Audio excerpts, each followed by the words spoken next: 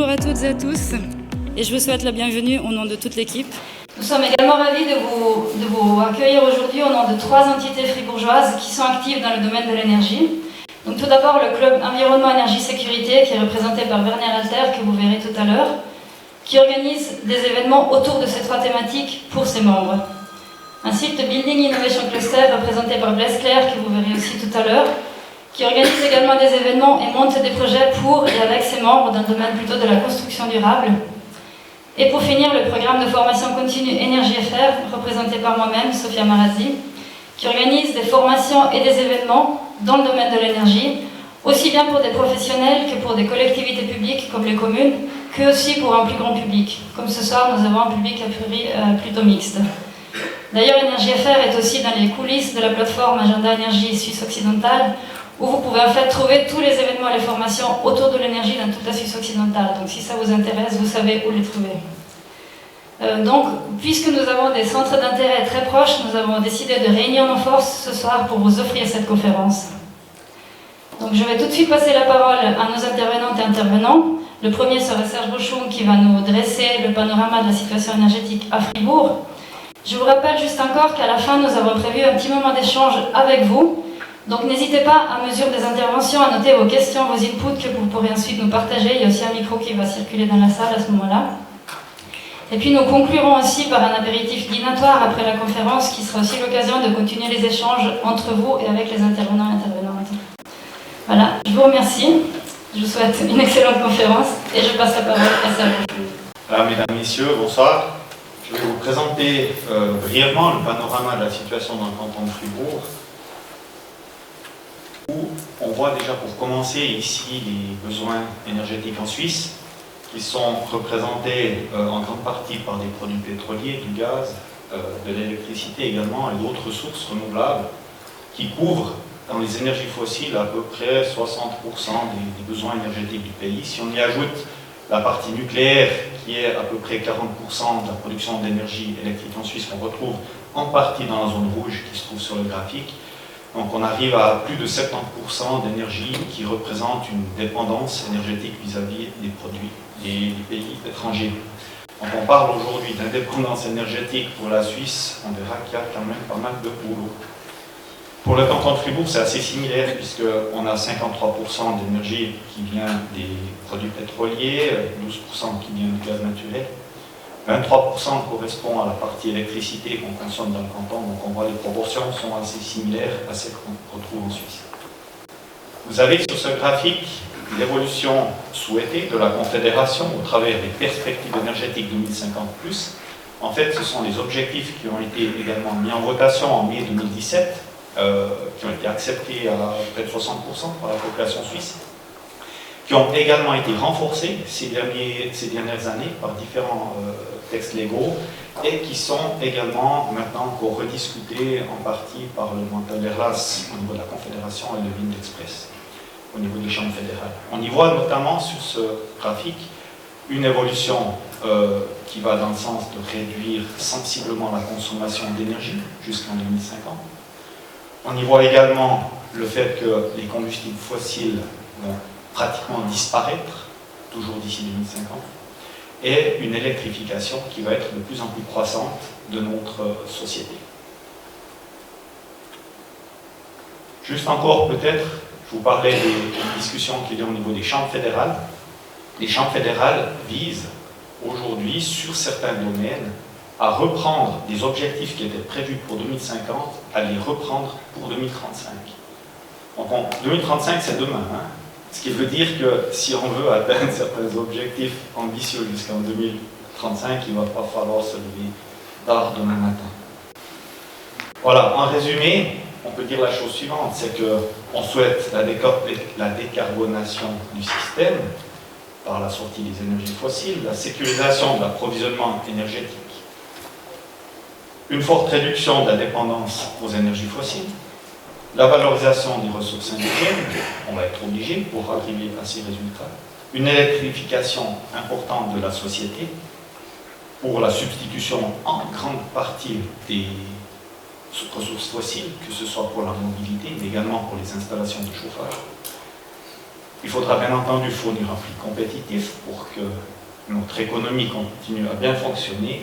Et surtout, la première priorité, c'est de réduire sensiblement notre consommation par de l'efficacité énergétique et également de la sobriété énergétique. Sobriété visant en grande partie les changements de comportement. On va être obligé de passer quand même en partie par cette phase, pas seulement par les appareils en place. Vous voyez ici au niveau du canton, on fait quand même passablement déjà de choses, que ce soit dans le canton ou en Suisse, au travers du modèle de prescription énergétique des cantons, par des conventions d'objectifs avec les gros consommateurs, avec des programmes d'information, des étiquettes énergétiques, la sensibilisation au niveau de la formation également, des stands, des sites internet, etc. Mais on voit que ça ne suffit pas aujourd'hui. J'en prends juste l'exemple sur la rénovation des bâtiments, où on a un modèle de prescription énergétique des cantons qui vise à réduire sensiblement la consommation des bâtiments par l'isolation thermique, par des installations de chauffage également plus efficaces. L'objectif, c'est d'atteindre l'équivalent de bâtiments existants pratiquement sur tous les bâtiments existants. C'est d'atteindre la limite des bâtiments neufs pour pratiquement tous les bâtiments existants. Le taux de renouvellement aujourd'hui, ou le taux de rénovation du parc est de 1% par année. Et si on veut atteindre cet objectif-là d'ici 2050, il faudra aller 2 voire 3 fois plus vite que ce qu'on fait aujourd'hui. Ce qui veut dire que nos entreprises devraient multiplier également par 2 voire par 3 leur effectif pour arriver à cet objectif-là. Donc on voit toute la difficulté également de mettre suffisamment de monde sur le marché. Il manque des médecins, mais il manque aussi beaucoup de monde dans le domaine de l'énergie. En termes de potentiel de développement, si on prend ici la chaleur, pour une consommation totale qu'on a en Suisse de 2500 gigawattheures, actuellement, on devra encore couvrir, je le montrerai tout à l'heure, mais environ 2500 gigawattheures qui devront être nouvellement couverts par des énergies renouvelables. On a la possibilité de le faire avec l'énergie de l'environnement au travers de pompes à chaleur, et là, le potentiel est relativement illimité à quelque part. On peut chercher de l'énergie dans l'air, dans le sol, dans l'eau, dans les sources d'eau. On a la possibilité au travers de la géothermie profonde également de le faire. À moyen terme, on peut estimer un potentiel à 100 gigawattheures, pour autant encore qu'on aille de l'avant avec les études, avec les explorations, les forages, etc. Il y a quand même pas mal de démarches à entreprendre pour arriver déjà à avoir les premiers kilowattheures de ce côté-là. Au niveau du bois, on a encore un certain potentiel à disposition du bois, mais il n'est pas illimité non plus. C'est à peu près 300 gigawattheures dans le canton encore de disponibles. Au niveau des rejets de chaleur, là on parle de rejets de chaleur industriels, des stations d'épuration par exemple. Au total, c'est 400 gigawattheures, et le biogaz, ce serait environ 100 gigawattheures qui restent de potentiel dans le canton. Donc on voit, c'est pas des quantités énormes. Si on cumule les 4 dernières que j'ai citées, ça va être difficile d'arriver à 2500, et là, on voit qu'on sera obligé de passer par un développement encore beaucoup plus fort que ce qu'on connaît aujourd'hui sur les pompes à chaleur pour substituer les ressources fossiles. Actuellement, il y a à peu près 2600 chaudières encore à mazout à charger dans le canton, 5100 chaudières à gaz, enfin c'était en 2020, donc là, on a déjà 2 ans d'amélioration, mais on reste quand même à des niveaux qui sont relativement élevés, environ 8000 chauffages électriques qui devraient être remplacés dans le canton pour un total de 2300 gigawattheures. On va dans la bonne direction. Je vous montre ici un graphique qui correspond à ce qu'on renouvelle chaque année. Ça, c'est le graphique de 2022, où on voit que sur les environ 1700 dossiers de permis de construire pour des remplacements de systèmes de chauffage, on a pratiquement tous les remplacements qui se sont faits avec des énergies renouvelables, en très grande partie des pompes à chaleur. Donc ça confirme le graphique que je montrais tout à l'heure. Il y a quand même beaucoup de remplacements qui va se faire sur la pompe à chaleur. Très très peu sont renouvelés avec des énergies fossiles. Vous voyez, il n'y a eu que 3 remplacements d'énergie fossile qui sont repartis sur du fossile.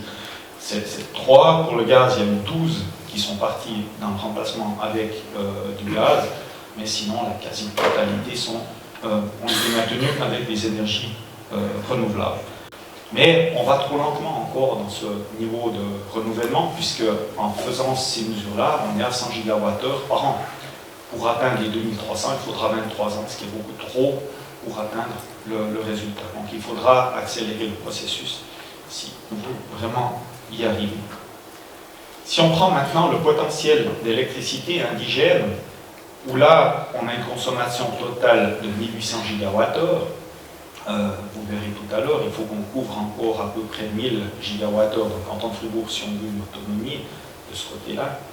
Le solaire photovoltaïque permettrait, si on le pose sur toutes les surfaces bâties du canton et une partie du sol qui est non exploitable, on ne va pas là sur les terres d'assolement par exemple, on est uniquement dans des zones inexploitables, on pourrait produire plus de 2 gigawattheures, ce qui est quand même relativement important. Au niveau hydraulique, on pourrait produire théoriquement environ encore 200 gigawattheures dans le canton, pratiquement tout le potentiel a été utilisé. Un grand projet est en cours, c'est le fait de turbiner de l'eau entre le barrage de Schiffnen et le lac de Morat, qui permettrait de produire environ 100 gigawattheures. Mais vous voyez que par rapport à la quantité totale qu'il nous faut, ça reste des quantités intéressantes, mais qui doivent se cumuler avec d'autres sources. L'éolien dans le canton, alors le potentiel qui avait été évalué en 2016 par la Confédération met en évidence que pour Fribourg, il y aurait 640 gigawattheures de potentiel disponible. Une nouvelle étude faite en 2021 montre qu'on est plutôt à 1800 gigawattheures de potentiel éolien pour le canton. Pour le biogaz, on sera à 40 gigawattheures. Pour la géothermie profonde, maintenant, tout dépendra des projets, mais on peut éventuellement penser, espérer d'avoir peut-être une part d'électricité, peut-être d'électricité, on verra. La chaleur, c'est possible, peut-être aussi, mais là, il y a encore beaucoup d'incertitudes. Par contre, on voit que dans ce panachage ici, il y a deux ressources qui sortent relativement fort, c'est le solaire photovoltaïque au niveau du potentiel et l'éolien. J'aimerais juste vous montrer aussi quelques graphiques ici qui permettent de bien comprendre également tous les besoins qu'il y a et la disponibilité de ressources qui doivent être prises en considération. Vous voyez ici sur le graphique de la partie de gauche, c'est la production en été l'année passée en Suisse. C'était une semaine au mois de juin, où on voit la partie, la partie nucléaire en rouge. La partie en bleu, que ce soit bleu foncé ou bleu clair, c'est la partie hydraulique qui correspond à différents niveaux de production, c'est au fil de l'eau, au travers des barrages. Et vous avez la partie en jaune qui est le photovoltaïque. Et on voit, si on reprend ce schéma, mais qui correspond à la partie hiver, c'est la partie de droite ici, là on est au début janvier, c'est la deuxième semaine de janvier. On voit qu'on produit avec du nucléaire, on produit également avec de l'hydraulique, mais on n'arrive pas à couvrir notre consommation totale. On doit aller chercher, durant cette partie hivernale, du courant à l'étranger, parce que globalement, sur la partie hiver en Suisse, ça dépend encore de la dureté d'hiver, ça dépend de différents phénomènes, mais on peut manquer jusqu'à 10 TWh sur les 60 TWh qu'on consomme annuellement en Suisse.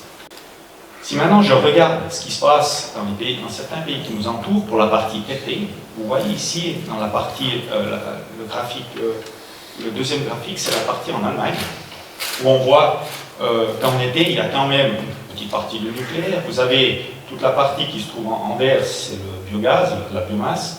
La partie en brune, c'est les énergies fossiles. Le gaz est en orange là-dessus. Et vous avez la partie vert clair qui est de l'éolien terrestre. La partie vert foncé, c'est de l'éolien offshore en Allemagne. Et la partie en jaune qui est le photovoltaïque. Et vous avez toujours la même chose pour la France, où la partie énergie renouvelable est moins marquée, mais on voit la partie photovoltaïque qui est quand même assez importante en France en été, et une partie nucléaire également très conséquente. Maintenant, si on fait la même chose en hiver, vous voyez une inversion totale entre le photovoltaïque et l'éolien en Allemagne, où l'éolien, durant cette semaine-là, alors c'est pas toutes les semaines identiques, mais durant cette semaine-là, l'éolien a couvert près de 60% des besoins énergétiques en Allemagne. Et on voit que durant les périodes hivernales, les surplus qui ont été produits dans les pays qui nous entourent ont permis aux pays qui en ont besoin, comme la Suisse, de pouvoir disposer d'énergie.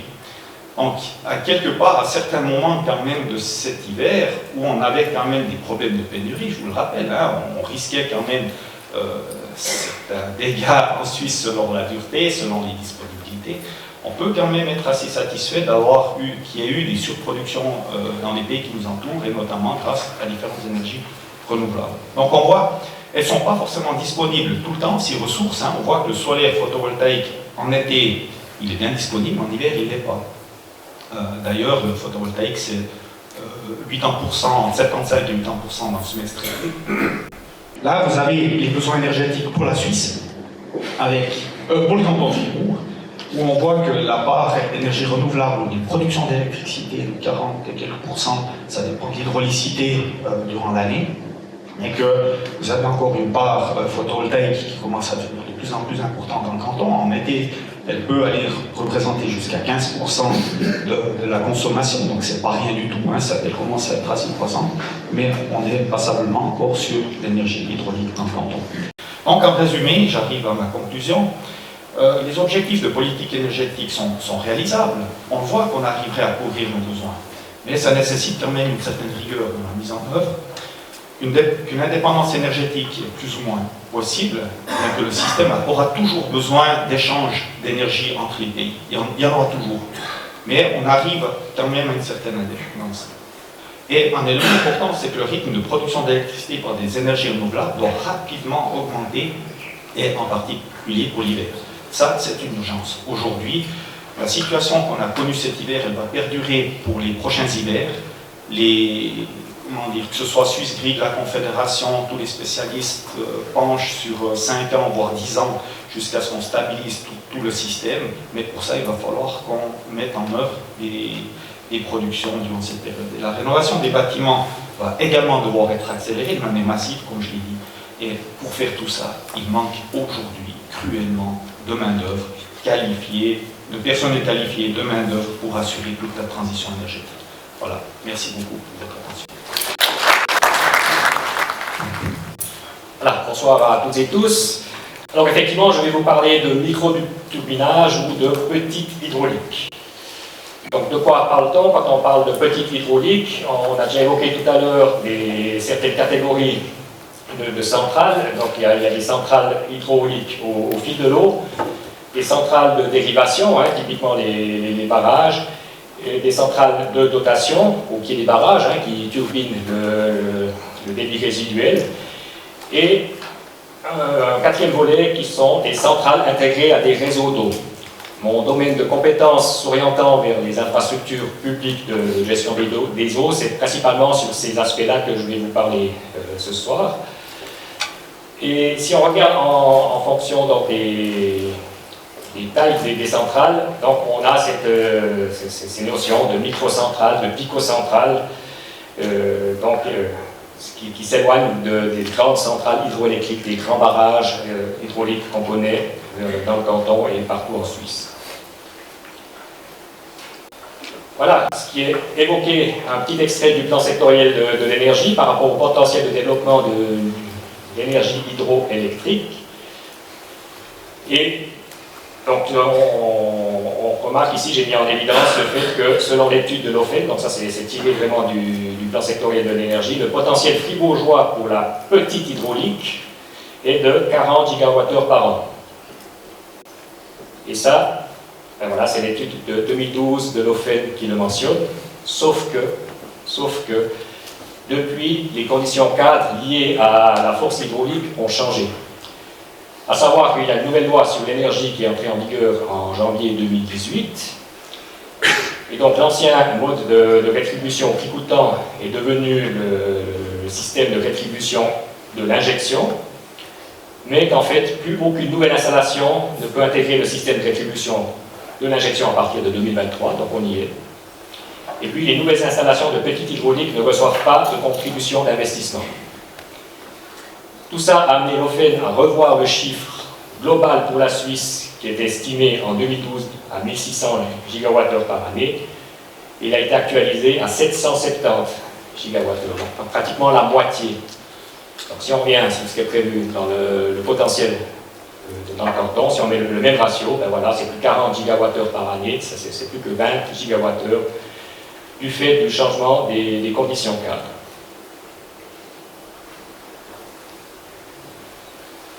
Après, c'est vrai que potentiellement toutes les catégories d'eau peuvent être turbinées, que ce soit les cours d'eau, hein, ça on connaît bien effectivement, mais effectivement l'eau potable dans les réseaux, l'eau usée dans les réseaux, l'eau d'irrigation et d'arrosage, hein, on voit de plus en plus se développer des réseaux d'arrosage, d'irrigation, et potentiellement cette eau peut aussi être turbinée. Eau pour la production de neige artificielle, alors bon, c'était plus relevant dans des régions comme le canton du Valais, mais on peut aussi imaginer turbiner les eaux de ruissellement. Alors la question du turbinage dans les infrastructures publiques, donc il y a déjà des installations qui existent pour turbiner l'eau dans les réseaux d'eau potable, par exemple. Alors souvent, il y a une turbine qui est installée entre le captage de l'eau et l'arrivée au réservoir. Donc on a plusieurs exemples dans le canton, il y en a dans l'Indiamont, il y en a sur le réseau de Haut-Sud, il y en a sur le réseau de Haute-Fribourg. Donc ça c'est vraiment un turbinage qui se fait entre le captage et le réservoir. Et parallèlement, il serait envisageable, donc c'est des modèles qui sont proposés, de turbiner les eaux usées. Donc, soit les eaux usées avant traitement, ce qui ne soulève pas simplement de problèmes de charge de combustible sur les eaux à turbiner, ou alors après traitement. Donc, potentiellement, c'est effectivement envisageable, mais la grande question dans tout ça, c'est finalement comment on finance ces investissements, sachant que autant l'approvisionnement en eau potable que l'épuration des eaux usées doivent être financées selon les bases légales par le biais de taxes causales.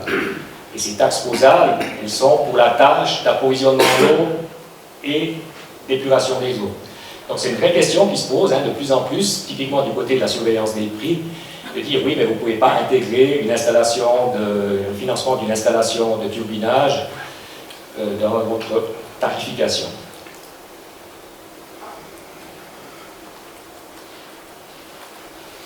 Maintenant, je vais vous parler rapidement de quelques projets qui sont en cours actuellement pour essayer de vraiment d'augmenter cette part de petite hydraulique dans le système global.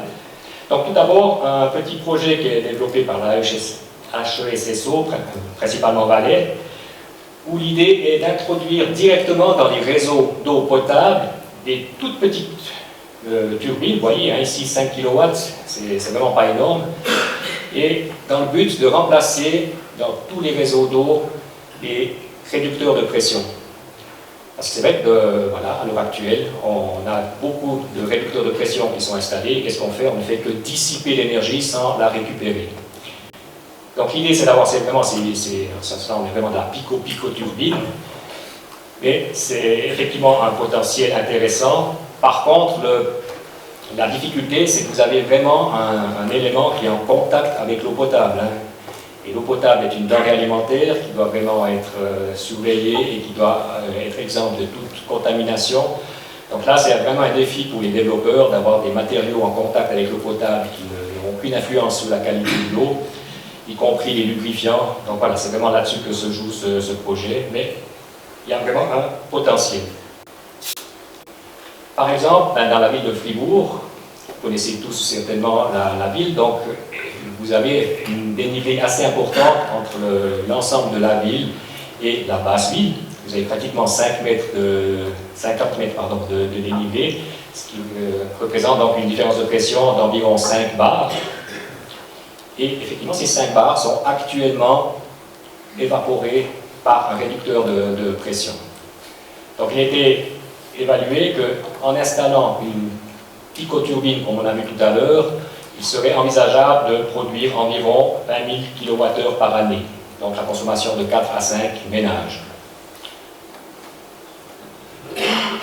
Et ce qui était intéressant dans ce cas-là, c'est qu'il y avait une autoconsommation, puisque juste à côté de la chambre où cette turbine aurait été installée, il y a un système de relevage des eaux usées en direction de la steppe. Il aurait pu avoir il peut y avoir une autoconsommation. La difficulté dans les réseaux d'eau, c'est qu'actuellement, tous les réseaux sont maillés, donc vous n'êtes jamais sûr dans quelle direction va circuler votre eau. Donc, l'implantation d'une telle turbine nécessite aussi vraiment une étude approfondie du réseau, une modélisation du réseau pour vraiment optimiser les conditions de fonctionnement pour, déjà, si vous avez une chambre équipée d'une turbine, de maximiser les débits d'eau qui transitent par cette chambre, et puis éviter qu'il y ait des inversions du sens de distribution. Donc c'est pas anodin de mettre ce genre turbines dans les réseaux d'eau potable, mais c'est tout à fait faisable. Un autre aspect que je voulais rapidement présenter, c'est l'aspect du pompage-turbinage à petite échelle, sachant que, comme on a vu tout à l'heure avec la présentation de M. Bochoum, donc au niveau du photovoltaïque, il y a un potentiel énorme, mais vous connaissez tous le point faible, c'est que la production, c'était tout en même temps, finalement.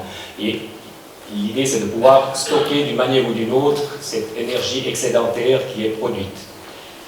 Donc, un des axes qui a été étudié aussi par la HESSO du Valais, c'est d'étudier un système de stockage local, donc vraiment un pompage-turbinage, mais à petite échelle. Et cela présente aussi l'avantage de pouvoir optimiser le réseau électrique, par exemple, avec le maintien du niveau de la tension et la gestion des congestions. Donc l'idée, c'est effectivement, quand il y a une électricité en surplus qui est produite, c'est de faire tourner une pompe qui envoie d'un réservoir inférieur vers un réservoir supérieur une certaine quantité d'eau. Et quand il y a des besoins de production d'électricité, là c'est l'inverse qui se passe. Donc depuis le réservoir supérieur, vous avez un écoulement en direction du réservoir inférieur. Alors on peut se dire, voilà, ben c'est peut-être pas très rentable ou pas très efficace. Donc il y a vraiment un rapport qui a été publié il y a déjà bien quelques années, maintenant ça date de 2015, sauf erreur.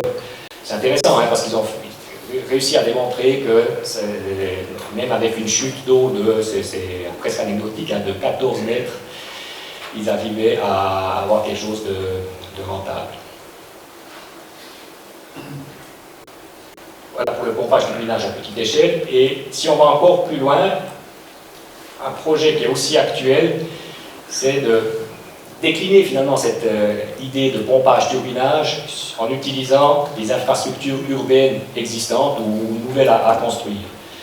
Donc, par exemple, en mettant des réservoirs d'eau au sommet des immeubles, et puis avec un réservoir en bas, au niveau du sol, et d'avoir le même système de pompage-turbinage, ou alors, effectivement, les ouvrages d'art comme les ponts pourraient aussi accueillir ce genre de solution. Donc voilà très rapidement les aspects liés au turbinage pour produire de l'hydroélectricité à très petite échelle. Je vous remercie pour votre attention. Bonsoir tout le monde. On va changer un tout petit peu de sujet. Je vais vous parler du sous-sol fribourgeois. Et puis on va aborder quelques aspects, dont la structure. Quelles sont les ressources finalement du sous-sol, pas seulement la géothermie, et peut-être quelques conclusions à la fin. Donc comment je connais ce sous-sol, ou comment on connaît ce sous-sol? Simplement parce qu'à une certaine époque, on avait plein de campagnes sismiques faites par des pétroliers. C'est toutes ces lignes bleues que vous voyez ici, et les points rouges, c'est des forages profonds, donc jusqu'à 3-4 km de profond. Donc on connaît assez bien toute sa structure du sous-sol, ici, que ce soit le plateau, que nous on appelle la Molasse, ou encore le Jura. Donc c'est assez bien connu. Vous avez ici un exemple de 5 forages profonds, dont celui de Courtion, c'est pas très loin, et vous voyez ici les différentes couleurs qui représentent en fait les différentes couches géologiques avec leurs propriétés, c'est bien connu, Trécovagne aussi, Essertine, etc. Donc on combine ceci avec les explorations des pétroliers. Dès l'époque, on peut créer des modèles 3D comme celui-ci, où vous avez à gauche une carte des profondeurs d'un niveau, c'est-à-dire par exemple ici la transition de ce qu'on appelle la molasse, qui sont ces fameux grès de la molasse par exemple, à des roches plus calcaires dans des teintes bleues. C'est cette limite-là, et on voit qu'elle descend progressivement vers l'avant-pays alpin, et vous pouvez construire des modèles 3D comme celui-ci. Ils sont entre autres accessibles au grand public à la Confédération. Si on regarde plus précisément Fribourg, voici les campagnes pétrolières qui ont été faites à Fribourg depuis les années 1960 jusque dans les années 1980. Différentes couleurs sont différentes campagnes. Vous voyez que c'est plus ou moins bien couvert. Et on a aussi des forages, dont celui de Courtion dont j'ai déjà parlé ici. Alors une ligne sismique, c'est quoi? C'est une échographie du sous-sol. On envoie une onde sismique. Lausanne vient de faire une campagne sismique dans la ville. Genève en a fait une sur tout le canton il y a une année de ça. On envoie des camions vibreurs, on fait vibrer le sous-sol et on reçoit une information sous forme d'ondes qui sont en fait la densité de la roche et qu'on interprète ensuite géologiquement. Ça, c'est un profil qui est est-ouest ici, qui passe par le forage de Fendringen.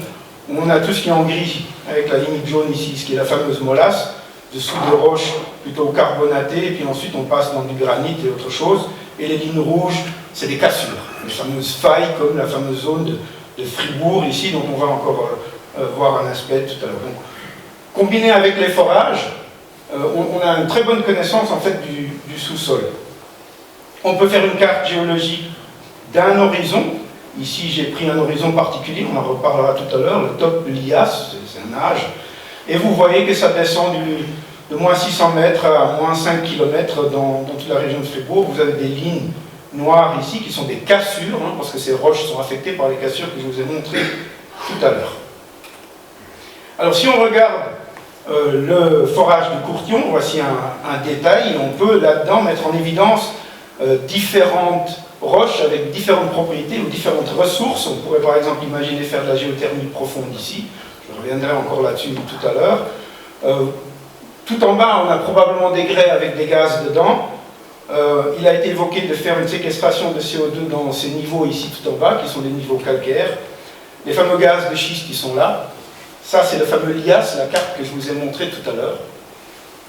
Vous avez aussi des niveaux pour les déchets, les dépôts des déchets nucléaires, rassurez-vous, pas à Fribourg. C'est dans le nord de la Suisse que ça a été décidé de faire. À Fribourg, c'est trop profond. Vous avez des réservoirs d'eau chaude probablement dans ce niveau-là. Probablement, c'est pas sûr, parce qu'on n'a pas assez de forage. Et vous avez évidemment les matières premières qui sont dans toute cette partie de la molasse, inclus aussi les nappes phréatiques qui sont dans la partie supérieure. Donc vous voyez, il y a différents types de ressources potentielles. Ça ne veut pas dire qu'elles sont toutes exploitables de manière facile.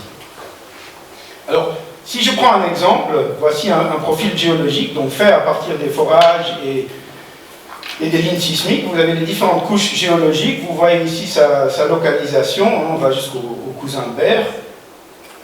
Et si par exemple je prends ce fameux niveau de gaz de schiste, j'ai son épaisseur ici en noir. J'ai aussi la carte, donc je peux calculer un volume sur tout le bassin molassique, sur tout le plateau. Et si je connais la teneur en gaz, je peux faire un pourcentage et je peux savoir quel est le potentiel en gaz dans cette roche. Alors ça a été évalué à 30 années de consommation en Suisse. Ça ne veut pas dire qu'il faut l'explorer, pas du tout, mais c'est comme ça qu'on obtient le potentiel de ces roches-là. On pourrait aussi imaginer séquestrer quelque chose dans ces roches et on procéderait de la même manière, c'est-à-dire on garde la profondeur, on garde l'épaisseur et donc on peut avoir des volumes. On peut aussi regarder la chaleur, donc la fameuse géothermie. On sait en Suisse, à partir de certains forages, vous avez un gradient géothermique, c'est-à-dire une augmentation de la chaleur de 30 degrés par kilomètre. Donc si je représente ma coupe, voici ce que je vais trouver en faisant des forages. Donc la ressource première, dans ces cas-là, c'est la chaleur, pas l'eau. L'eau, c'est le vecteur qui nous permet d'amener la chaleur en surface. D'accord ? Donc il ne faut pas chercher l'eau, on a d'abord la ressource chaleur, elle est là, c'est sûr. Après, il faut la faire venir en surface, c'est un autre débat. Vous pourriez aussi imaginer séquestrer du CO2. Voici une étude qui a déjà été faite il y a 10 ans, où on se demandait mais quel est le potentiel de séquestrer le CO2 en Suisse, parce que c'est quand même peut-être mieux de le séquestrer sur place que de l'envoyer au Danemark ou en Islande. Et bien c'est pas top. Voilà. Voici une zone qui est peut-être intéressante, mais une grande partie du plateau, c'est pas très intéressant dans l'état de nos connaissances actuelles. Avec tout ça, avec toutes ces explorations du sous-sol, on a aussi beaucoup, dans la géothermie, parlé de sismicité. Et la sismicité, on la connaît assez bien. On a maintenant une nouvelle carte des risques pour toute la Suisse, où il s'est d'ailleurs avéré que Genève est la deuxième ville la plus exposée aux tremblements de terre en Suisse. Si vous avez un tremblement de terre de magnitude 6 à Fribourg, on a quand même beaucoup de dégâts et beaucoup de milliards de dommages, donc c'est des choses qui s'étudient. Et vous avez ici une carte avec les lignes rouges qui sont les fameuses failles que je vous ai montrées tout à l'heure sur le profil sismique. Et tous les petits points noirs, bleus ou triangles, ou verts ou jaunes, sont en fait des groupes de tremblements de terre qui se sont faits ces dernières années. Et si je les reporte sur un profil comme celui-ci, qui est un profil en gros nord-sud, Vous avez le tertiaire, tout ce qui était en jaune, la molasse, les couches calcaires, ensuite les granites, et on connaît des grandes failles qui ont à peu près la surface de ces cercles rouges ici. Par contre, les familles de tremblements de terre qui sont dessinées ici en bas sont les petits glis-glis ici.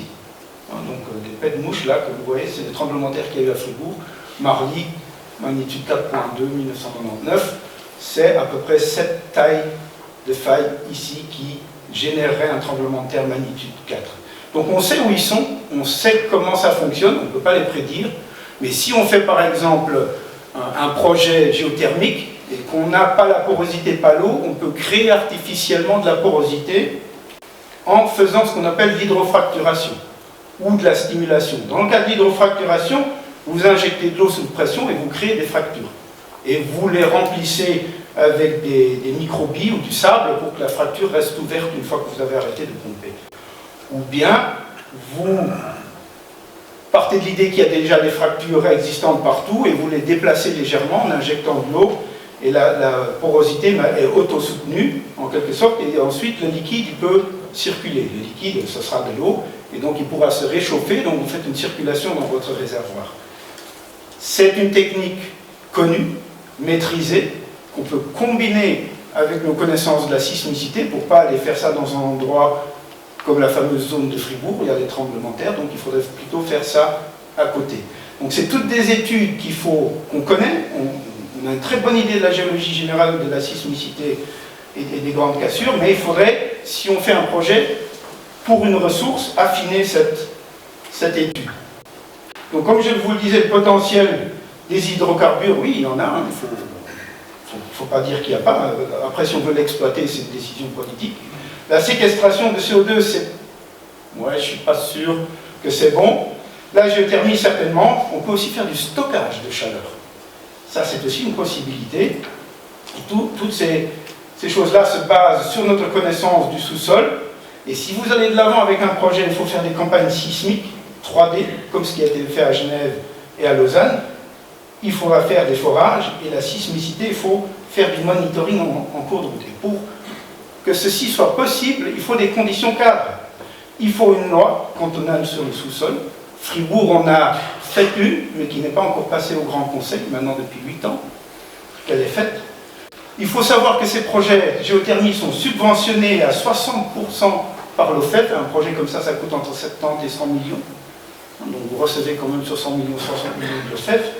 La Confédération est en train de nous passer à droite parce qu'elle est en train de préparer un aménagement du sous-sol, une nouvelle stratégie qui va être présentée au Conseil fédéral, au Conseil national le mois prochain. L'aménagement cantonal du sous-sol, ben voilà, point d'interrogation. Et ce n'est pas par défaut d'expérience. Si vous allez voir à Genève, on a un concept global, on ne va pas juste chercher la géothermie très profonde, on essaye d'intégrer ça dans un concept général et ça fonctionne très très bien. Donc je vous invite aussi, si vous êtes encore plus intéressé, à aller voir ce que les SIG de Genève font. C'est un exemple qu'on pourrait peut-être imiter. Et avec ça, je m'arrête. Merci. Voilà, bonsoir à toutes et à tous. Je vais vous parler justement de la contribution que pourrait prendre le biogaz agricole dans ce chemin vers l'indépendance énergétique. Donc vous voyez ici la photo du digesteur qu'on est en train de construire en ce moment même à Grangeneuve, donc sur le site de Pozieux.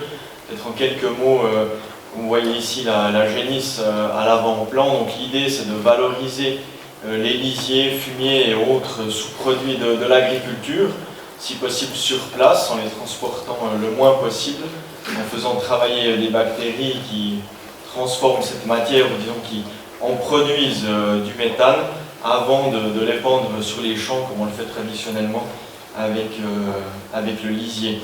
L'intérêt de cette énergie, de cette technologie, c'est de travailler finalement avec des sous-produits, des substrats qui se trouvent là, qu'on ne crée pas, on n'a pas plus de déchets dont on ne sait pas quoi faire, mais on valorise ce qui est sur place avec le minimum d'énergie grise. Voilà, donc juste un point de situation. Aujourd'hui, sur le canton de Fribourg, au niveau du biogaz agricole, je ne parle pas du biogaz qu'on peut aussi avoir dans des steppes ou sur des installations industrielles, donc vraiment du biogaz sur des exploitations agricoles. Il y en a une petite dizaine qui produisent bon an mal an quand même 24 gigawattheures d'électricité. Traditionnellement, le gaz, on le valorise dans un moteur de couplage chaleur-force, donc avec une génératrice et une valorisation aussi de chaleur. Il y a eu une vague de construction, enfin une petite vague on dirait avec 9 installations, mais à l'origine, depuis 2007, avec l'instauration de la RPC, de la rétribution à prix coûtant, savoir qu'effectivement ce n'est pas une énergie qui est forcément bon marché ou respectivement qui a peu évolué par rapport, par exemple si on compare avec le photovoltaïque où les prix de rétribution ont pu massivement diminuer avec l'avancée de la technologie. Au niveau du biogaz, on est resté sur des niveaux de prix qui ont fait que finalement la RPC n'a pas laissé beaucoup de place à d'autres projets et toute la machine, on peut dire, s'est arrêtée après quelques années avec ces installations qui sont ici. Donc si vous faites le calcul, elles produisent quand même en moyenne 2 millions de kilowattheures par année, c'est pas anecdotique non plus. D'autant que le canton de Fribourg, vous le savez, un canton quand même agricole avec une concentration d'animaux assez importante. On parle de plus de 100 000 UGB, donc unités gros bétail, c'est l'équivalent d'une vache laitière. Il faut 100 poules pondeuses pour faire une vache laitière par exemple, mais on peut convertir, voilà, que ce soit du fumier de volaille, de porc ou de bovin, peu importe, on peut tout y mettre. Donc le potentiel de production au niveau du biogaz pur, on est à un petit 300 gigawattheures. Ensuite, il s'agit de le transformer en électricité. Donc là, je suis à 87, avant M. Bochung avait parlé de 40. Le but, c'est pas tellement d'épiloguer sur les chiffres, ça dépend aussi après si on ajoute certains éléments dans les biogaz, comme ici des menus pailles ou des cultures dérobées. Mais vous voyez que par rapport aux derniers chiffres, c'est ça que je trouve intéressant, c'est que l'agriculture fribourgeoise pourrait, en tout cas en théorie, produire suffisamment d'électricité avec le biogaz pour couvrir ses propres besoins, sans parler du solaire. Vous avez vu certainement beaucoup de ces fermes qui ont maintenant plusieurs centaines ou milliers de mètres carrés aussi de panneaux photovoltaïques qui viendraient en plus. Voilà, pour bien comprendre le contexte et la difficulté aussi qui réside avec ces installations, c'est que les engrais de ferme, donc le lisier principalement, c'est beaucoup de l'eau, et de l'eau ne produit pas de gaz, donc il faut de la matière organique qu'on ajoute dans ces installations. Donc, vous voyez sur la gauche, par exemple, si on récupère les menus pailles lors du battage, ou à droite, sur le site de Grangeneuve, ce qu'on va faire, donc concrètement, on a une exploitation horticole, une exploitation maraîchère, on a un magasin qui vend des légumes, donc il y a aussi toute une série de sous-produits qui sont plus aptes ou inaptes, disons, à la consommation humaine et qu'on peut valoriser dans ces installations. Mais ce qui a freiné le développement du biogaz, c'est principalement la difficulté de trouver d'autres matières à mettre avec les engrais de ferme qui faisaient en fait la rentabilité de ces installations. Donc, typiquement jusqu'à aujourd'hui, on essayait de trouver, je ne sais pas, du marc de café, des huiles végétales, des huiles de friture, des sous-produits d'industrie agroalimentaire, du petit lait, etc. Des déchets communaux, du gazon typiquement, ou des ménages, des épluchures et tout ce qui va, voilà, avec tout ce qui est de la matière organique.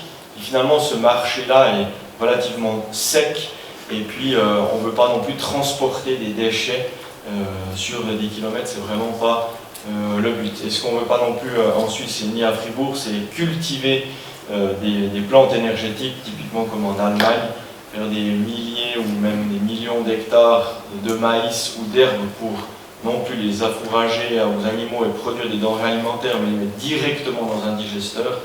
Ça en Suisse c'est exclu, c'est vraiment pas l'idée. Et donc maintenant, vu toutes ces difficultés et ce contexte général, la Confédération a mis en place un nouveau modèle de rétribution pour les installations de biogaz agricole, avec, alors contrairement à la micro-hydraulique, on a peut-être pris le budget, je ne sais pas, on aurait 50% de subvention des coûts de construction, des coûts imputables. Donc ça réduirait massivement le montant à engager, ce qui réduirait ensuite les coûts de production par derrière. Vous l'avez bien compris, Et puis, deuxième élément, c'est qu'il y aurait un supplément au niveau du prix de l'électricité reprise pour des installations de biogaz qui ne prennent aucun déchet supplémentaire, donc qui tournent uniquement avec ce qu'on trouve sur les exploitations. Alors, ça va être un défi technique, ça va être un défi économique, mais on va essayer de le relever pour vraiment relancer cette production de biogaz agricole. Donc voilà, c'est aussi le rôle de l'État. Finalement, Grangeneuve, c'est une exploitation d'État. C'est aussi le rôle de prendre certains risques, de faire des expériences que peut-être un privé ne ferait pas. Donc on va mettre en service ces jours cette installation témoin, avec environ, donc on a 6000 tonnes de lisier, fumier et différents déchets, comme je vous ai montré sur les photos, sur le site de Grangeneuve, avec un petit moteur. On aura donc un couplage chaleur-force de 50 kW électrique. Les autres installations jusqu'à présent avaient des moteurs beaucoup plus gros, 300 et plus kilowatts.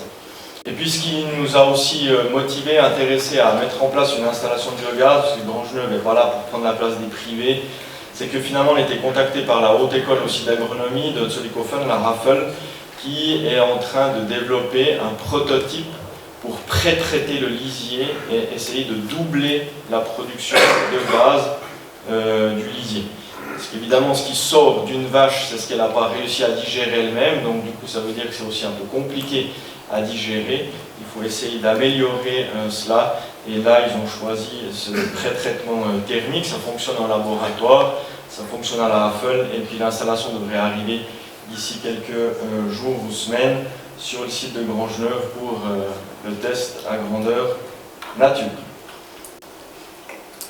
Voilà, donc on va, comme je l'ai dit, faire aussi un suivi technique et économique. Le but, c'est aussi de pouvoir ensuite former les agriculteurs, de pouvoir les motiver à suivre aussi ce premier exemple, à leur fournir des chiffres pour faire des business plans. Quand on engage 1 ou 2 millions, c'est clair qu'on veut quand même savoir avant de le faire, quand on est 1 ou 2 ou 3 agriculteurs, si ça sera rentable et supportable pour les X prochaines années. Contrairement au photovoltaïque, où en principe une fois qu'on a branché, c'est plus ou moins réglé, le biogaz c'est un travail de tous les jours. C'est comme une panse d'une vache qu'il faut affourager, il faut contrôler, il faut maîtriser la biologie. Il y a des pompes, il y a des brasseurs, il y a des moteurs, donc au niveau technique, au niveau du travail, la surveillance, c'est exigeant. Et donc on va former les apprentis, les agriculteurs aussi à cela, continuer des essais, des démonstrations, dans le but d'en savoir toujours plus. Quelle est la vision à long terme? Je terminerai par ça. Donc l'idée d'après la RAFEL, c'est qu'on pourrait être 2-3 agriculteurs avec 150-200 vaches et avoir une installation qui serait désormais rentable sans courir toute la région pour chercher les déchets. Donc une exploitation par commune dans les régions du bétail. Moins dépendre des gros substrats, ça je l'ai dit, donc réduire aussi l'énergie grise, travailler avec des sous-produits locaux. Les défis, il y a toujours cette valorisation de la chaleur qui est compliquée sur les couplages chaleur-force, surtout que ces installations de biogaz, on ne les veut pas au centre du village. Vous imaginez qu'il y a quand même quelques odeurs avec le lisier, etc. Question de commercialisation des certificats CO2. Ce nouveau modèle 2030, sera-t-il rentable? On l'espère, mais on a quand même quelques craintes, il faut le dire aussi. Et puis, y a-t-il d'autres créneaux à l'avenir pour valoriser ce biogaz, non pas que en électricité, mais peut-être aussi en injection, portage du gaz et autres. Voilà, vous avez vu ici, par exemple, juste pour terminer, la première station-service au biogaz agricole de Suisse qui a été inaugurée l'automne dernier à Taingen. Donc c'est possible de faire maintenant aussi le plein de sa voiture ou de son tracteur au biogaz par ce biais-là. On verra la suite. Voilà, je vous remercie. Voilà, bonsoir à toutes et à tous. Je vais élargir un peu le thème de la discussion pour essayer d'apporter l'élément biodiversité dans cette discussion-là. Effectivement, là, on parle beaucoup de la transition énergétique, mais il n'est pas clair, et les décisions qui ont été prises cette semaine encore au Parlement fédéral, il n'est pas clair que cette transition énergétique soit de la même manière une transition écologique, puisque pourtant de mon point de vue, en Suisse, on a tous les outils pour pouvoir faire de la transition énergétique une transition qui soit également une transition écologique.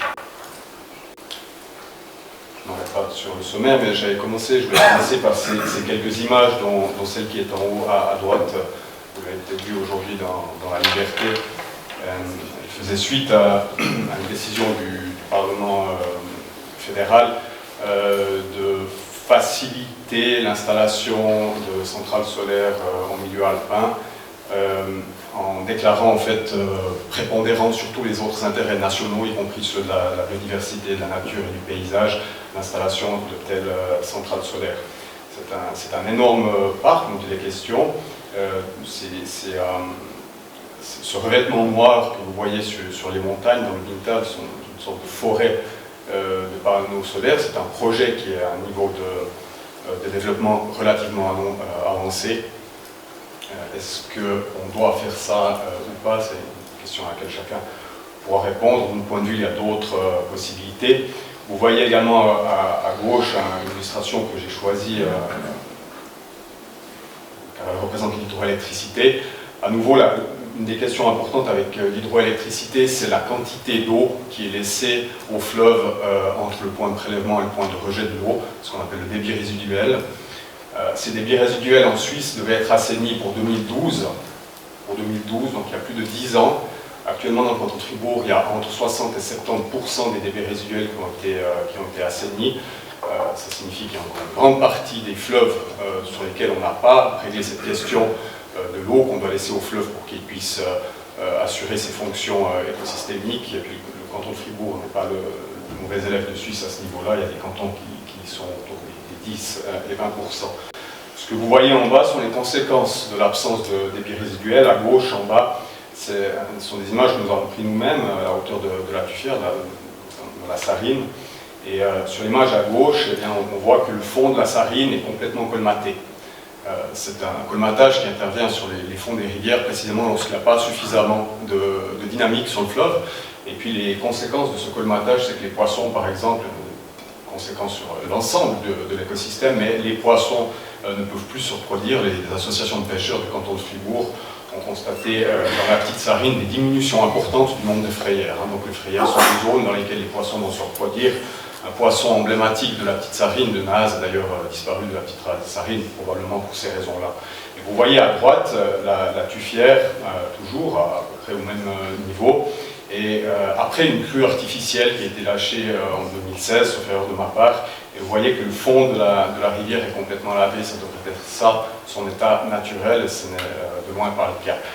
Je parlais des débits résiduels parce qu'une des autres avait eu beaucoup de très bonnes décisions qui ont été prises cette semaine à Berne, mais une autre décision qui aura des conséquences importantes pour la protection de la nature et contre laquelle il n'est encore pas exclu à ce jour qu'il y ait un référendum qui soit lancé, c'est précisément la question des débits résiduels, puisque la loi sur les eaux, sur la loi sur la protection des eaux, la partie de cette loi qui traite des débits résiduels a été suspendue jusqu'en 2035. Pittoresque paysage et une prairie verte, que la biodiversité se porte bien, ce n'est pas le cas. La biodiversité se porte mal en Suisse, elle se porte mal en comparaison européenne. 35% des espèces répertoriées en Suisse sont menacées d'extinction, une espèce sur 3, particulièrement en milieu alpin et en milieu aquatique. 50% des milieux naturels répertoriés sont menacés de disparition, particulièrement les milieux humides et les prairies sèches. Et on a moins de 7% du territoire qui est en zone protégée. On est la lanterne rouge de tous les pays européens à ce niveau-là. Pourquoi c'est important de prendre en compte la question de la biodiversité dans cette question de la transition énergétique? Sans m'arrêter dans tous les détails, mais il y a plusieurs façons de répondre à cette question. Une façon qui a gagné en force depuis les années 2010, c'est de se référer aux services écosystémiques. Les services écosystémiques sont l'ensemble des prestations que la nature nous fournit et pour lesquelles nous n'avons pas à payer. Ces services écosystémiques ont été estimés, ont fait l'objet de plusieurs publications scientifiques dans les années 2010 qui sont parues dans les revues les plus prestigieuses. En principe, sans s'arrêter sur le détail des chiffres, mais en principe, on parle d'une dépendance du PIB national, c'est aussi le chiffre que retient l'OFEV, de 7% à ces services écosystémiques. Donc 7% du PIB Au niveau de la Suisse, ça représente des montants annuels de 30 à 50 milliards de francs par an. 30 à 50 milliards de francs par an. J'ai mis en dessous le budget de fonctionnement de la Confédération qui est de 80 milliards de francs par an. Donc c'est des ordres de grandeur qui sont comparables. On a beaucoup plus à perdre pour pas intégrer dès maintenant la question de la biodiversité dans la transition énergétique. On a beaucoup plus à perdre qu'à le prendre en compte directement. Un petit excursus pour essayer de poser le problème. Vous avez ici le scénario de l'OFEN, scénario zéro émission de gaz à effet de serre net en 2050. Je ne vais pas m'arrêter là-dessus, juste m'en tenir à l'essentiel. Les principales contraintes, c'est, comme ça a été dit tout à l'heure, suite à l'électrification du parc immobilier et puis des systèmes de chauffage, on s'attend à 2050 à une augmentation de 15 TWh supplémentaires par rapport à ce que, donc, du point de vue de l'électricité, je parle ici et pas de l'énergie de manière générale, 15 TWh de plus par rapport à aujourd'hui. Et puis l'autre contrainte importante, bien entendu, c'est la sortie du nucléaire programmé en 2035. Donc là, on va perdre 25 TWh de production électrique par année. Mis l'un dans l'autre, ça fait 40 TWh à trouver à partir des énergies renouvelables. La consommation d'électricité aujourd'hui, ça a été dit par l'un de mes préopinants, c'est à peu près 60 TWh par année en Suisse. Comment est-ce qu'on va trouver ces 40 TWh? On peut les trouver en priorité en développant le photovoltaïque en milieu bâti. Il y a une étude de l'OFEN qui a estimé le potentiel du photovoltaïque en milieu bâti à 67 TWh par année. Actuellement, on est à 2,6 TWh. Donc la première priorité pour réussir une transition énergétique qui soit à la fois écologique, c'est de développer ce potentiel en milieu bâti. C'est un potentiel très très intéressant, pas uniquement sous l'angle énergétique, mais c'est également un potentiel très très intéressant parce que c'est un potentiel qui a un niveau très faible de conflit avec les autres centres d'intérêt, notamment avec la protection de la nature, puisqu'on parle de milieu bâti. Il n'y a pas beaucoup de nouvelles infrastructures qui doivent être mises en place, donc là il y a un gros potentiel qui dort et puis qui pourrait être valorisé relativement rapidement. Ça a été dit aussi tout à l'heure, le potentiel hydroélectrique est épuisé à 95%. Il y a eu en 2021, sous la direction de Mme Sommaruga, une table ronde qui réunissait les ONG, les grandes ONG de protection de la nature en Suisse, les milieux de l'économie énergétique et les services fédéraux. Et puis, ils se sont accordés sur 15 projets sur des infrastructures existantes, donc des projets d'agrandissement des infrastructures existantes. Ils sont accordés sur le fait qu'il y avait, sur les infrastructures hydrauliques existantes, il y a encore 2 TWh par année à gagner. Donc, relativement peu, mais avec un faible impact au niveau biodiversité. Ensuite, l'éolien au niveau suisse également, on est à peu près à 0,15 TWh par année. Nous, les organisations de protection de l'environnement estiment que, sans rentrer en conflit avec les intérêts de la nature, ce potentiel pourrait être augmenté à 3 TWh par année. Le potentiel de la géothermie pour la production d'électricité, non pas pour la production de chaleur, il est relativement faible, moins de 1 TWh par année. Donc le premier message pour nous, qui est important à faire passer, c'est qu'il est possible d'avoir cette transition énergétique, écologique également, et il faut développer rapidement le potentiel photovoltaïque en milieu bâti. Alors je suis déjà en train un peu de sortir de mon temps, mais c'est un peu l'habitude pour mes préopinants, donc je me permettrai de le faire aussi très très légèrement. Je voulais juste encore vous montrer ici cette première carte qui est à gauche, où on voit, c'est un outil de planification du territoire, où on voit les milieux en vert, les milieux écologiques précieux, essentiellement les Alpes, les milieux écologiquement pauvres, donc ce sont ceux pour lesquels on a un mitage du territoire qui est très très important, le plateau et les vallées alpines, et puis finalement les éléments de connexion entre ces différents milieux. L'infrastructure écologique, c'est un concept qui est très important aujourd'hui pour la planification du territoire, qui vise à avoir un territoire avec, qui soit maillé du point de vue écologique, avec des nœuds qui représentent les zones de protection de la biodiversité, et puis des systèmes de corridors, ça peut être des fleuves, peu importe, des forêts qui permettent aux espèces de se déplacer. C'est censé être une réponse au morcellement du territoire, principalement sur ces milieux-là. Vous voyez que les milieux qui sont écologiquement précieux sont essentiellement situés dans les Alpes, donc évitons d'aller détériorer ces milieux-là. Et je voulais aussi vous montrer la partie de droite, ce sont les sites naturels d'importance nationale en Suisse. Ce sont les sites de reproduction des batraciens, les prairies sèches, les marais, hauts marais, bas marais, etc. Il y a 5 types de milieux qui sont d'importance nationale. Ils représentent 2,2% de la surface du pays. N'allons pas construire des centrales solaires sur ces 2,2% de la surface du pays. Ils sont extrêmement importants. Le parc solaire dont je vous ai parlé au début de la discussion est un parc solaire qui n'est pas dans un de ces sites, mais il est à proximité immédiate. Voilà, j'avais résumé ici nos propositions, mais en substance, c'est ce que je vous ai dit durant la discussion. Donc, comme je suis déjà en dehors du temps, je vais m'arrêter là. Je vous remercie pour votre attention. Bonsoir, mesdames et messieurs. Donc, le patrimoine, bien sûr, est aussi un facteur limitatif dans ces projections, mais pas autant qu'on pourrait bien le croire. Donc, pour notre service, je vais être assez concret. On a traité 333 demandes d'installation solaire l'année passée, donc sur des bâtiments protégés. Bien sûr, il y a beaucoup plus de demandes que ça qui ne sont pas soumis à notre préavis. Sur ces 333, on a refusé en examen final 55, donc 16%. Donc 1 sur 6, ça veut dire que 5 sur 6 sont en matière et on trouve des solutions. Donc, il y a largement des chances de réussir une installation solaire sur un bâtiment protégé ou dans un site protégé. Quel est le potentiel solaire du patrimoine? Il est certes présent, il n'est pas immense non plus, parce qu'il y a une faible proportion de sites protégés, il y a une faible proportion de bâtiments protégés, cela concerne 11% des bâtiments, et ce n'est pas les plus grands ni les plus volumineux dans notre parc immobilier. Il y a un faible taux de refus finalement, donc uniquement 1 sur 6. Les toitures sont plutôt petites et mal exploitables, ce qui n'est pas le cas des fermes, où effectivement on entre très souvent en matière et où on peut produire assez facilement de façon économique et efficace. En termes de carte, si je vous montre la ville de Fribourg, les zones où les installations nous sont soumises et où justement on intervient, c'est ces zones-là. Donc la zone rouge étant celle qui a le plus de valeur, la zone orange, là on entre en principe en matière.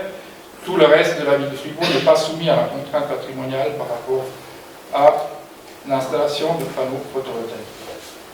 Si vous regardez le nombre de bâtiments, chaque point représente un bâtiment protégé. Bien sûr, il y a un certain nombre, mais sur ces bâtiments-là, si on dit 1 sur 6 ne va pas, il reste quand même une grande partie où on peut toujours installer des installations photovoltaïques.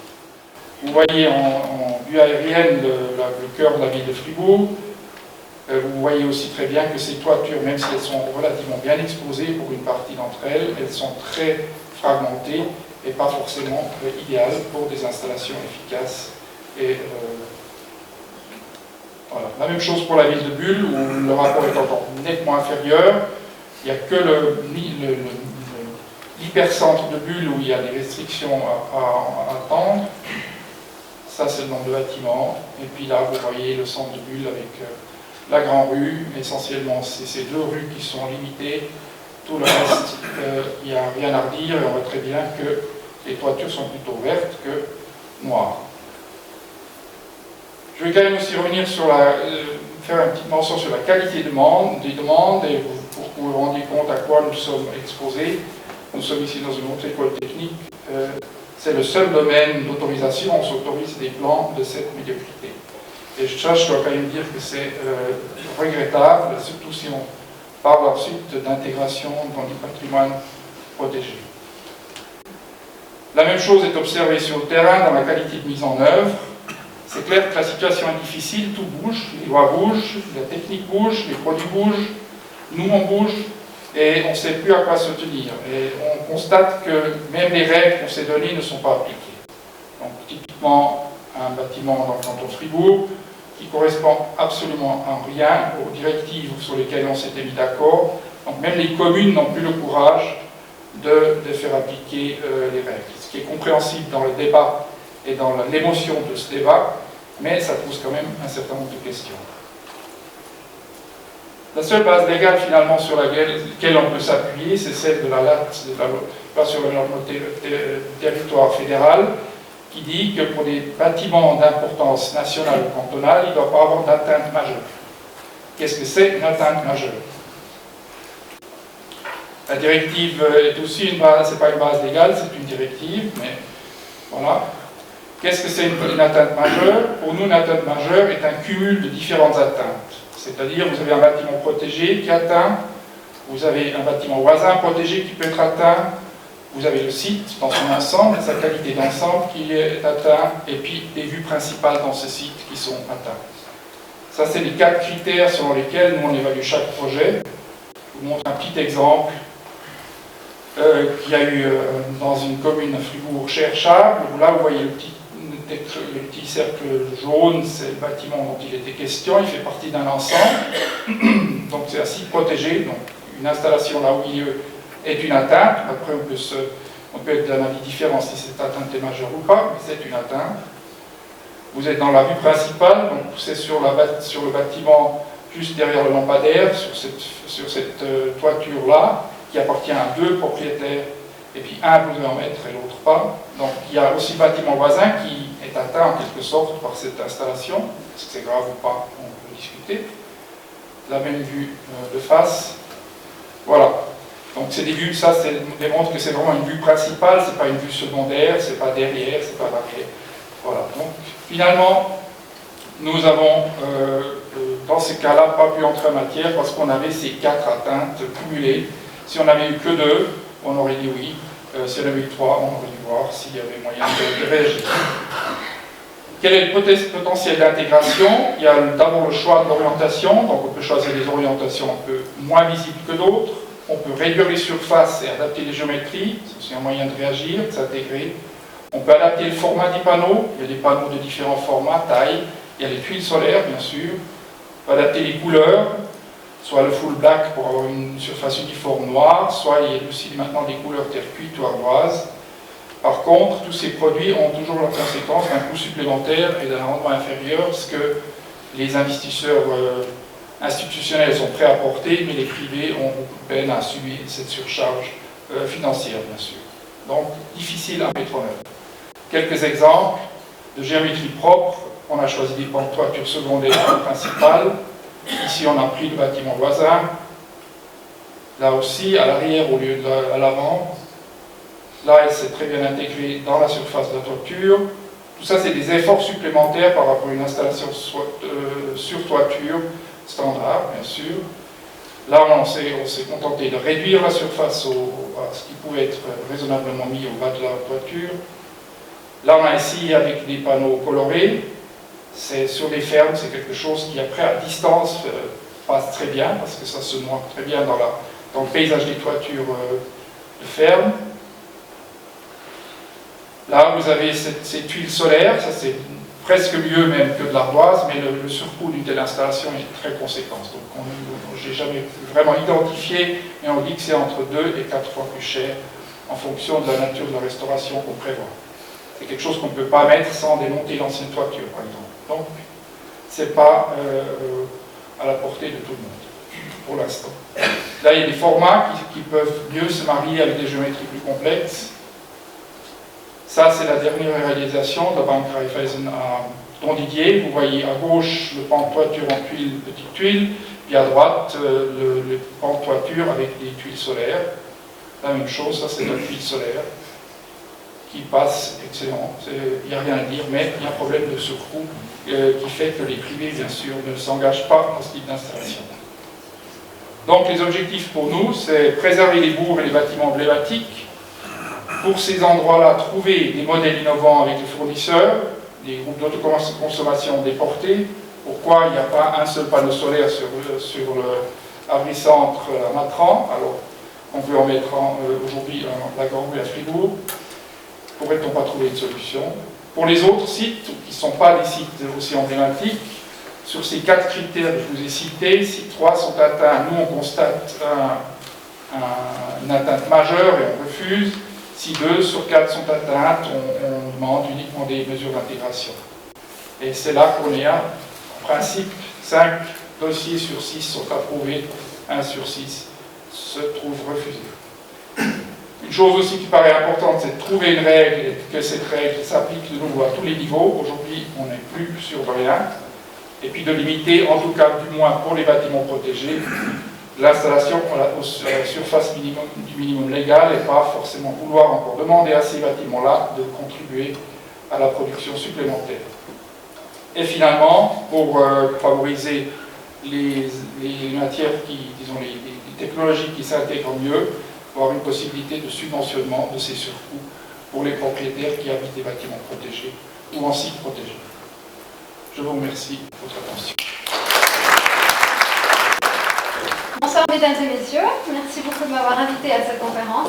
Je m'appelle Marie-Lynne Laflanc, je suis conseillère communale à la commune de Nerru, en charge pour les bâtiments publics et pour le développement durable, et je suis aussi vice-présidente de la société Nergy SA, qui est une société en main communale.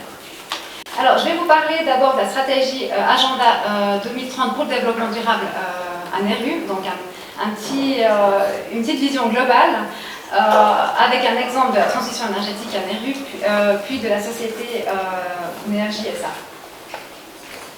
Donc, j'espère que vous connaissez l'agenda 2030 pour le développement durable. Si ce n'est pas le cas, un tout petit rappel en vitesse.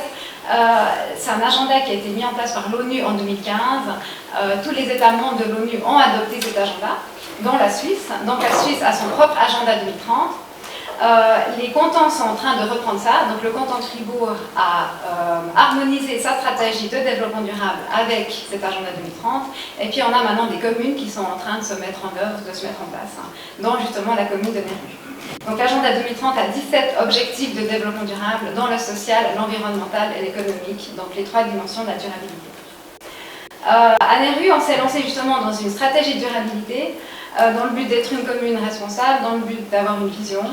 Et c'est pour ça qu'on l'a fait aussi de manière participative. Donc on a commencé par un état des lieux en 2021, pardon. Puis entre février 2022 et décembre 2022, on a mis en place cette stratégie avec toutes les commissions communales.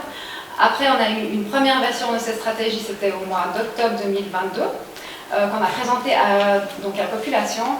Les gens pouvaient faire une prise de position, donc donner leur avis sur la première stratégie, qu'on a finalement présenté la version finale au Conseil général de décembre 2022, avec une feuille de route, ce qui veut dire avec un plan d'action, des échéances et un budget. Donc on a essayé d'être le plus précis et le plus objectif possible pour cette législature, ainsi que jusqu'à 2030.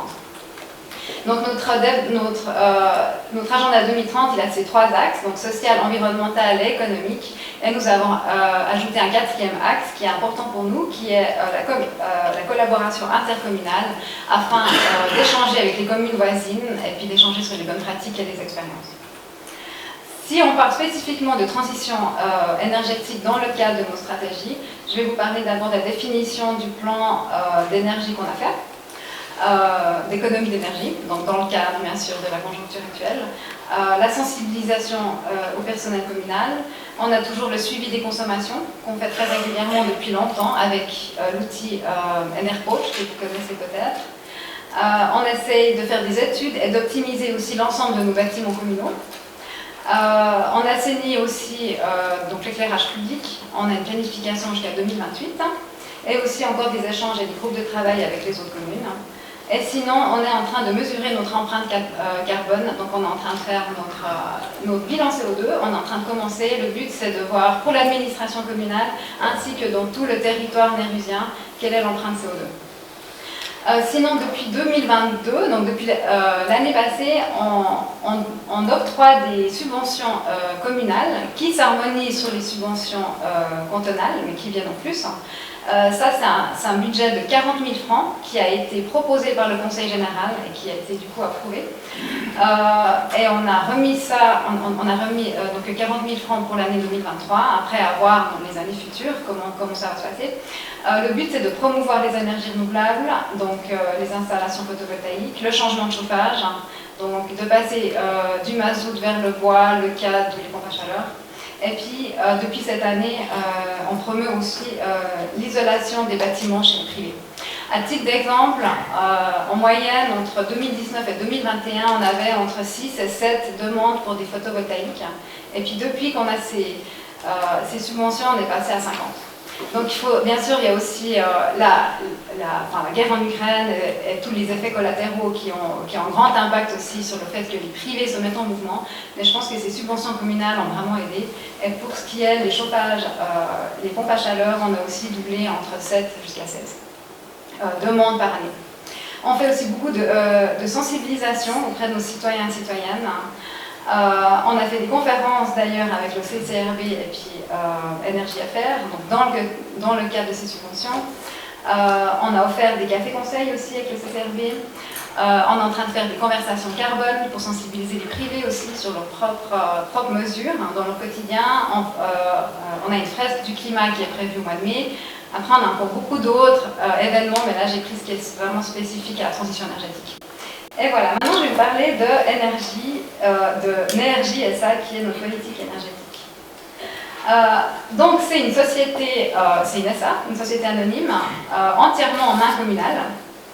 Le but c'est de promouvoir la production et la distribution de l'énergie renouvelable sur le territoire communal. On est un conseil d'administration de 5 personnes, on a un président, une vice-présidente qui est moi-même, et puis aussi donc, conseillère communale. On a un autre conseiller communal, donc on est 2 conseillers communaux et on a 2 conseillers généraux. Les privés ont la possibilité d'investir dans cette société et depuis 2022, on a rémunéré 46 300 francs à hauteur de 3%. Ce qui est intéressant dans le cas de Nergy, c'est la convergence des réseaux entre la chaleur et l'électricité. Donc, on a créé notre propre microgrid avec une puissance photovoltaïque de 400 kW, un stockage par la batterie de 270 kWh et une distribution d'électricité à 170 clients. On a un réseau de chauffage à distance avec une puissance installée de 800 kW, une énergie produite sur une année entière de 1,8 million kWh et une longueur du tracé de 1 km. Je vais vous montrer une carte après pour que vous puissiez un peu visualiser tout ça. Et finalement, on a une pompe à chaleur qu'on va installer à la fin d'année à une puissance de 100 kW, une chaudière à bois, à plaquette de bois de 350 kW et une chaudière à mazout pour couvrir les périodes de grand froid. Donc l'objectif, c'est l'autoconsommation électrique et puis couper les points sur les réseaux électriques. Donc ça, c'est un schéma que j'espère qui est assez explicite. Donc vous voyez à gauche le chauffage à bois qui va alimenter et chauffer l'eau chaude pour le chauffage à distance. Après, tout à droite, on a notre microgrid avec nos panneaux photovoltaïques. Avec le surplus de l'énergie photovoltaïque, on va mettre une pompe à chaleur, justement, qui va aussi, elle, alimenter l'eau chaude. Et finalement, le surplus du photovoltaïque va rentrer dans la batterie. Donc l'idée, c'est par exemple que les gens qui sont reliés sur le microgrid dans des journées de pleine, disons, de beau temps et de soleil, puissent être autoconsommés jusque tard dans la nuit, en fait. Ça, c'est notre réseau, donc c'est le centre du village. Le cadre, comme je disais, c'est à peu près 1 km de distance de réseau. Et ici, on voit par exemple, alors en haut, en rouge, ça c'est la centrale de chauffe qui est actuelle. En rose, c'est la future qu'on va mettre en 2024-2025. Car celle qui est actuelle, elle est sous-dimensionnée et n'arrive plus, bientôt plus dans les normes. On a le périmètre scolaire qui est alimenté justement. On a encore les 8 bâtiments du Clédar qui sont juste en dessus de la gare, pour ceux qui connaissent Néru.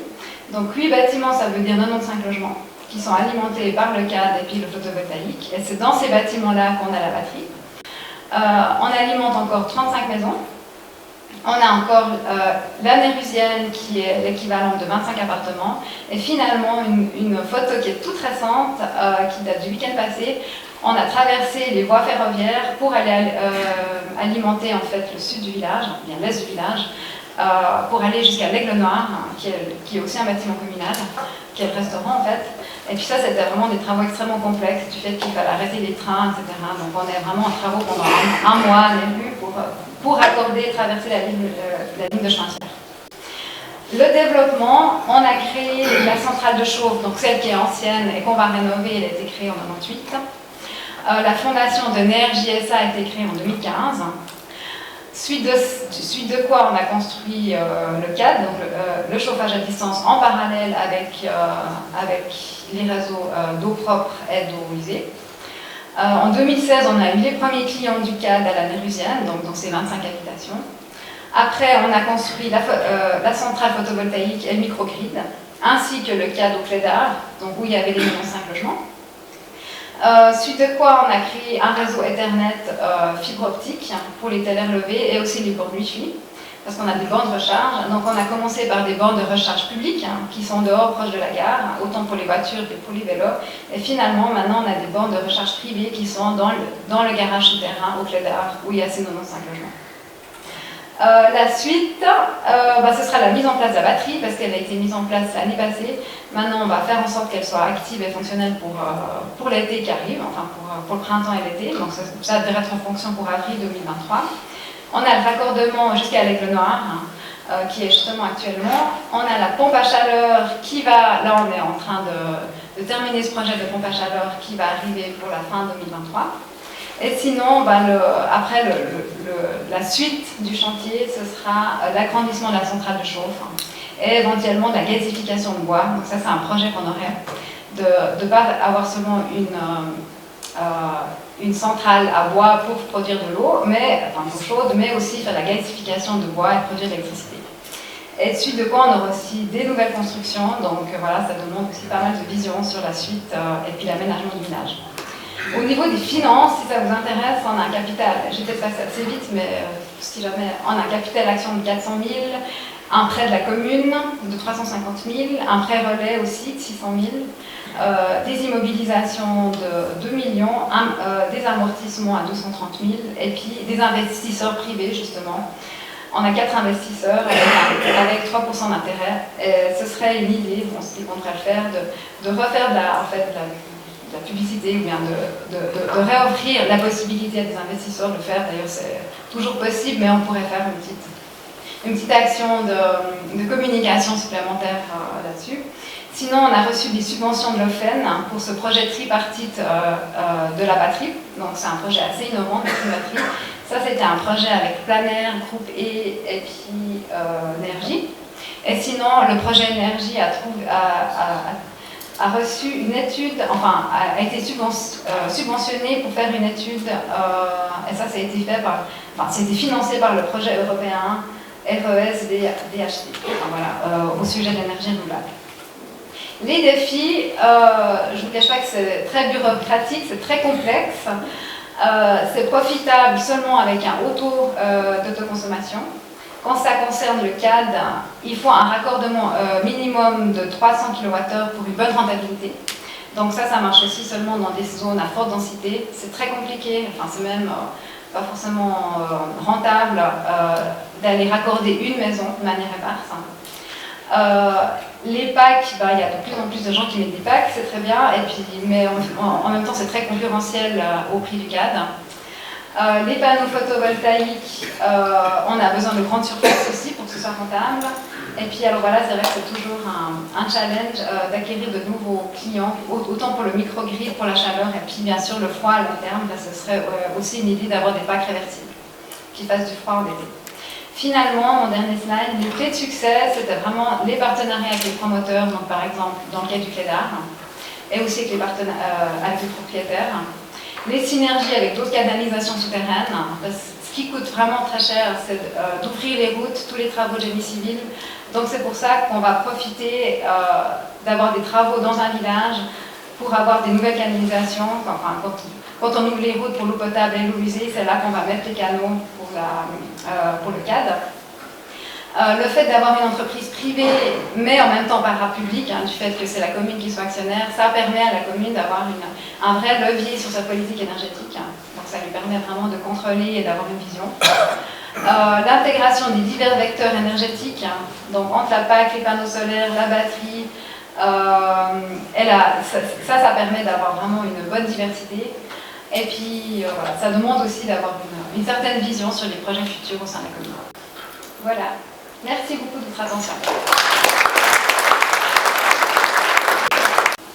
Bonsoir à tous, je me présente, je m'appelle Werner Hatter, je suis membre du club Environnement, Énergie, Sécurité. J'ai le plaisir de représenter ce soir Claude-Alain Bossens, notre président, qui n'a malheureusement pas pu participer à cette soirée pour des raisons professionnelles, et croyez-moi, il le regrette bien.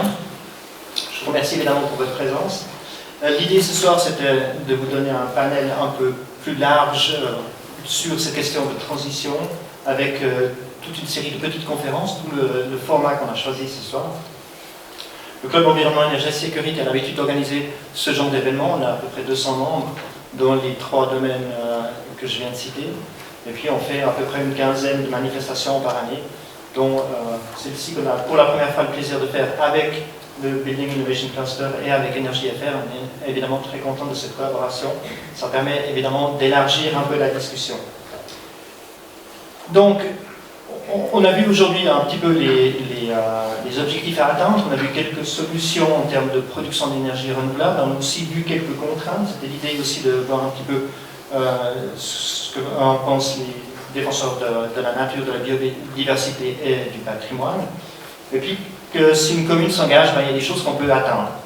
Alors j'ai envie de rembobiner un tout petit peu avant de passer la parole, évidemment. J'imagine qu'il y a des réactions. Et de remonter à la première conférence de Serge Cochon, puis lui poser la question de dire, avec ce qu'on a vu aujourd'hui, avec les besoins qu'on a, est-ce que la transition énergétique telle qu'on en a besoin, est-ce qu'elle est possible, est-ce qu'elle est envisageable, facile, ou est-ce qu'il y a encore des vraies grosses contraintes à lever pour arriver à l'objectif qu'on veut atteindre? Alors, en théorie, elle est possible, mais on voit les efforts qu'il va falloir mener pour y arriver, et la rapidité également.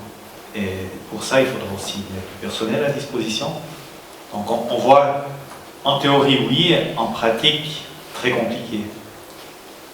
Pour des questions plutôt de main-d'œuvre personnelle, Jean-Jean. Pour une question de main-d'œuvre, mais également par rapport au timing qui est mis. Si on doit réaliser toutes ces mesures d'ici 2035 ou 2040, on est pratiquement sur demain ou après-demain. Et ça veut dire qu'il va falloir mettre en place énormément de mesures durant un laps de temps relativement court. Et c'est pas évident de le faire. Mais voilà. On est conscient maintenant du défi, à nous de le relever. Merci. On a une bonne vingtaine de minutes, 25 minutes pour des questions, discussions. Alors on ouvre, évidemment, vous avez le panel devant vous ici. Je lance l'appel à vous tous. Des questions, des remarques, des commentaires, qui veut se lancer? On a des micros à disposition, on va pouvoir faire circuler. Oui, bonsoir. C'est une question très concrète. Par rapport à ce que vous avez dit sur le turbinage, cette micro-turbine qui a été mentionnée, de l'ordre, je crois, de 5 kW de puissance, quel est le débit d'eau requis pour faire tourner une turbine comme ça? Alors, effectivement, donc, il y a l'aspect débit, mais c'est avant tout l'aspect délimé qui est important dans ce cas-là.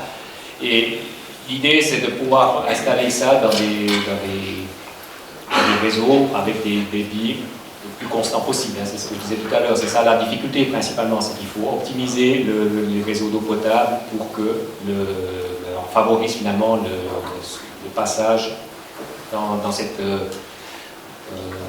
chambre équipée de cette turbine. Mais l'ordre d'idée, voilà, ça peut être des débits relativement faibles pour autant qu'ils sont constants. C'est ça qui est important finalement. Mais c'est quoi des débits relativement faibles? Alors voilà, ça peut être déjà à partir de... Si je vous dis 1 mètre cubeur par exemple. 1 mètre cubeur, ça vous pouvez déjà produire effectivement de l'électricité, c'est déjà intéressant. Après, vous l'avez vu, c'est une puissance installée qui est relativement faible.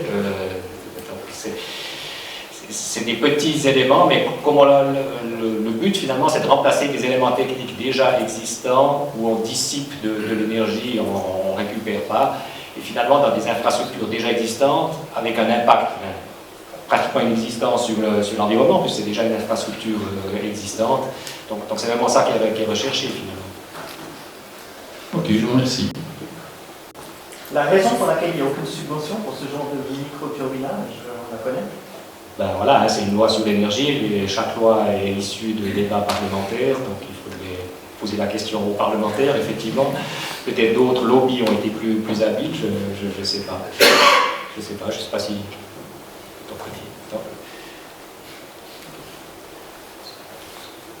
Bonjour. On parle tout le temps sur la production et puis l'énergie renouvelable, sur l'installation des énergies renouvelables, mais on ne pense jamais à réduire exactement l'efficacité énergétique. Je suis ingénieur optimisation énergétique et puis je vois tout le temps qu'on peut réduire 30% de la consommation des bâtiments. Pourquoi on ne commence pas par ça exactement? Après, il y a des installations qui marchent tout le temps à la louche. Et puis, dès qu'on arrive, on trouve 2 chaudières qui tournent en même temps, avec 25% de charge. Et puis, on demande à où le comptant, qu'est-ce qu'il fait? Est-ce qu'il y a de contrôle derrière ou pas? Surtout pour les centres commerciaux ou sinon d'autres bâtiments qui sont grands. Question à la personne qui peut répondre. Alors, vous avez raison que l'efficacité énergétique, disons la réduction de la consommation, c'est la première priorité. L'énergie qui coûte moins cher, qui ne pollue pas, c'est celle qu'on ne consomme pas, ça c'est une évidence.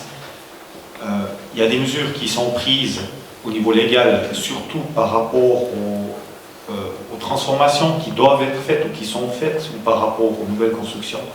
Par contre, aujourd'hui, on ne peut pas obliger quelqu'un de remplacer une chaudière, on ne peut pas l'obliger d'assainir son bâtiment. Peut-être que ça viendra un jour. Hein. Il y a des projets d'aller dans ce sens, de dire, voilà, un bâtiment à tant d'années, c'est le canton de Genève, je crois, qui a introduit ce principe-là, un bâtiment qui consomme beaucoup d'énergie, qui est en classe G, à tant d'années pour arriver en classe E, par exemple.